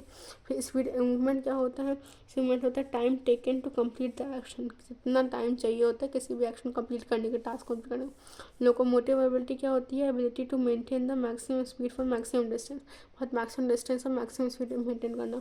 स्पीड एंड्योरेंस कहता है ability to perform the movement with high speed under the condition of fatigue, और फटीग की कंडीशन में हाई स्पीड को मेंटेन करके रखना, इसे कहते हैं speed endurance. Method of improvement, इसमें क्या होता है, इम्प्रूव कैसे कर सकते हैं, एक्सेलरेशन रन और पेस रन होता है मेथड। इसमें पहला क्या होता है, top speed at the fastest possible. फिर बाद पेस रन ट्रेनिंग मेथड में running the whole distance of speed, constant speed से रन करते रहना। नेक्स्ट हमारे पास आता है फ्लेक्सिबिलिटी क्या होता है, flexibility wide range of movement को कहते हैं, ठीक है। Ability to execute the movement with a greater range. फिर इसके बाद टू होते हैं, पैसिव होता है, एक्टिव होता है। पैसिव क्या करता है, जॉइंस द मूवमेंट, ठीक है, minimum range with external help. Active क्या होता है, perform without the external help. Active जो होता है स्टैटिक होता है, और जो ये होता है डायनेमिक होता है। Static perform from the static, फिर चक्रासन से होता है, और डायनेमिक होता है जिमनास्टिक। पैसिव बेसिकली किसी की हेल्प चाहिए होता है, एक्टिव मतलब खुद ही से बिना हेल्प के कर लेते हैं। बैलिस्टिक मेथड क्या होता है, individual perform various strength exercises जो इंडिविजुअल अकेले परफॉर्म करते हैं। स्टार्टिंग मतलब होता है बहुत सारे वेरियस सोर्स स्ट्रेंथ एक्सरसाइजेज होते हैं वो परफॉर्म कर रहे होते हैं। पैसिव मतलब होता है किसी की हेल्प से कर रहे होते हैं। प्रोप्रायोसेप्टिव होता है जैसे कि कोई बैलरीना या कुछ हो गया तो एक बहुत ज़्यादा एक पॉस्चर, एक बहुत ही डिफ़िकल्ट पॉस्चर उन्हें मेंटेन करना पड़ता है। वो डिफ़िकल्ट पॉस्चर जो होता है उसके लिए कोई इनका ट्रेन नहीं होता, वो उसको पकड़ के देता रखे रहता है किसी पोजीशन में उन्हें, तो वो होता है, उसे कहते हैं प्रोप्रायोसेप्टिव न्यूरोमस्कुलर फैसिलेशन टेक्निक, ठीक है। एडवांस एथलीट के लिए होता है गेनिंग फ्लेक्सिबिलिटी के लिए, move yourself position and then partner helps holds the limb in the position, ठीक है। नेक्स्ट में हमारे पास होता है कोऑर्डिनेशन एबिलिटी। कोऑर्डिनेटिव एबिलिटी जो होती है वो एबिलिटी होती है परफॉर्म करने का movement with the perfection and the efficiency, and ability to execute the sequence of the movement smooth and accurately perform proper combination of the strength, speed, endurance, ability, duration, movement. और इसमें type का था adaptability, balance ability, rhythm ability, reaction ability, coupling ability. Coupling ability helicopter shot Dhoni का नहीं था, वैसे की बात की जाती है। सर्किट ट्रेनिंग मेथड ये नया टॉपिक है, मतलब नया टॉपिक जो इसमें ऐड हुआ था, जो कि इम्पोर्टेंट भी हो जाता है इसके हिसाब से। तो इसमें हम लोग बात करें तो सर्किट ट्रेनिंग मेथड की। तो जो सर्किट ट्रेनिंग मेथड होता है वो बेसिक 1957 दिया गया था। 1957 में एडम्सन एंड मॉर्गन में 1957 में दिया था। टाइप ऑफ द रेजिस्टेंस, इसके बारे में क्या किया कि ऑल बॉडी टारगेट किया था एक बार में।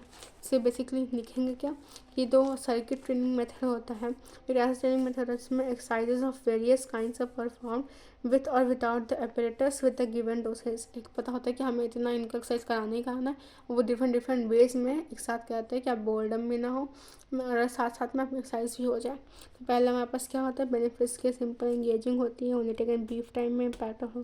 देखिए बीच में सर्किट ट्रेनिंग लिख दो, फिर पहले जॉगिंग किया, रोप स्किपिंग की, हाफ स्क्वाट्स किया, पुशअप किया, फिर सिटअप किया, फिर स्प्रिंट किया, फिर प्लैंक किया, फिर वॉकिंग किया, फिर आप लोग अपनी स्टार्टिंग पॉइंट में आ गए। कहते हैं सर्किट ट्रेनिंग में था, ठीक है। और फिर उसके बाद ये हमारे पास कुछ क्वेश्चन है एमसीक्यूज में। अगर एग्रेशन जो होता है वो डिस्प्ले किया जाता है स्पोर्ट्स में थ्रो, तो assertive of use of the abusive words, तो अब्यूसिव वर्ड्स की वजह से एग्रेशन शो करते हैं। फिर उसके बाद होता है factors to decrease equilibrium, active को डिक्रीज करने के लिए हाईएस्ट सेंटर ऑफ ग्रेविटी चाहिए होता है। Jump for the smash in the volleyball is explosive strength. The goal setting is a cognitive approach. Rule for the special Olympic achieve intention is maximum effort rule. Also maximum oxygen take the absorber. So here we have finished it, and I have quite a few short notes, like here I have maintained them, and they will be beneficial or not, but simply some short notes. Okay, so special Olympics में बात की जाती है planning organisation फंडामेशन, तो उसके बाद एक world में लाइन्स में है। फिर उसके बाद सारे ऑब्जेक्टिव्स क्या हो गए, कॉमन पर्सनल डिफॉर्मिटीज़ की वजह से इंपॉर्टेंट क्या क्या स्कॉलोसिस है। इसमें कॉर्पोसिस को राउंड फिर बैक भी कहते हैं, धनुरासन चाहिए होता है। लॉर्डोसिस हलासन चाहिए होता है। स्कॉलोसिस से कोणासन चाहिए होता है। लॉर्डोसिस को स्वे बैक भी कहते हैं, क्या कहते हैं, स्वे बैक। फिर फ्लैट फुट जो होता है उसे प्लस लाइनस या फाइनल एड्रेस कहते हैं।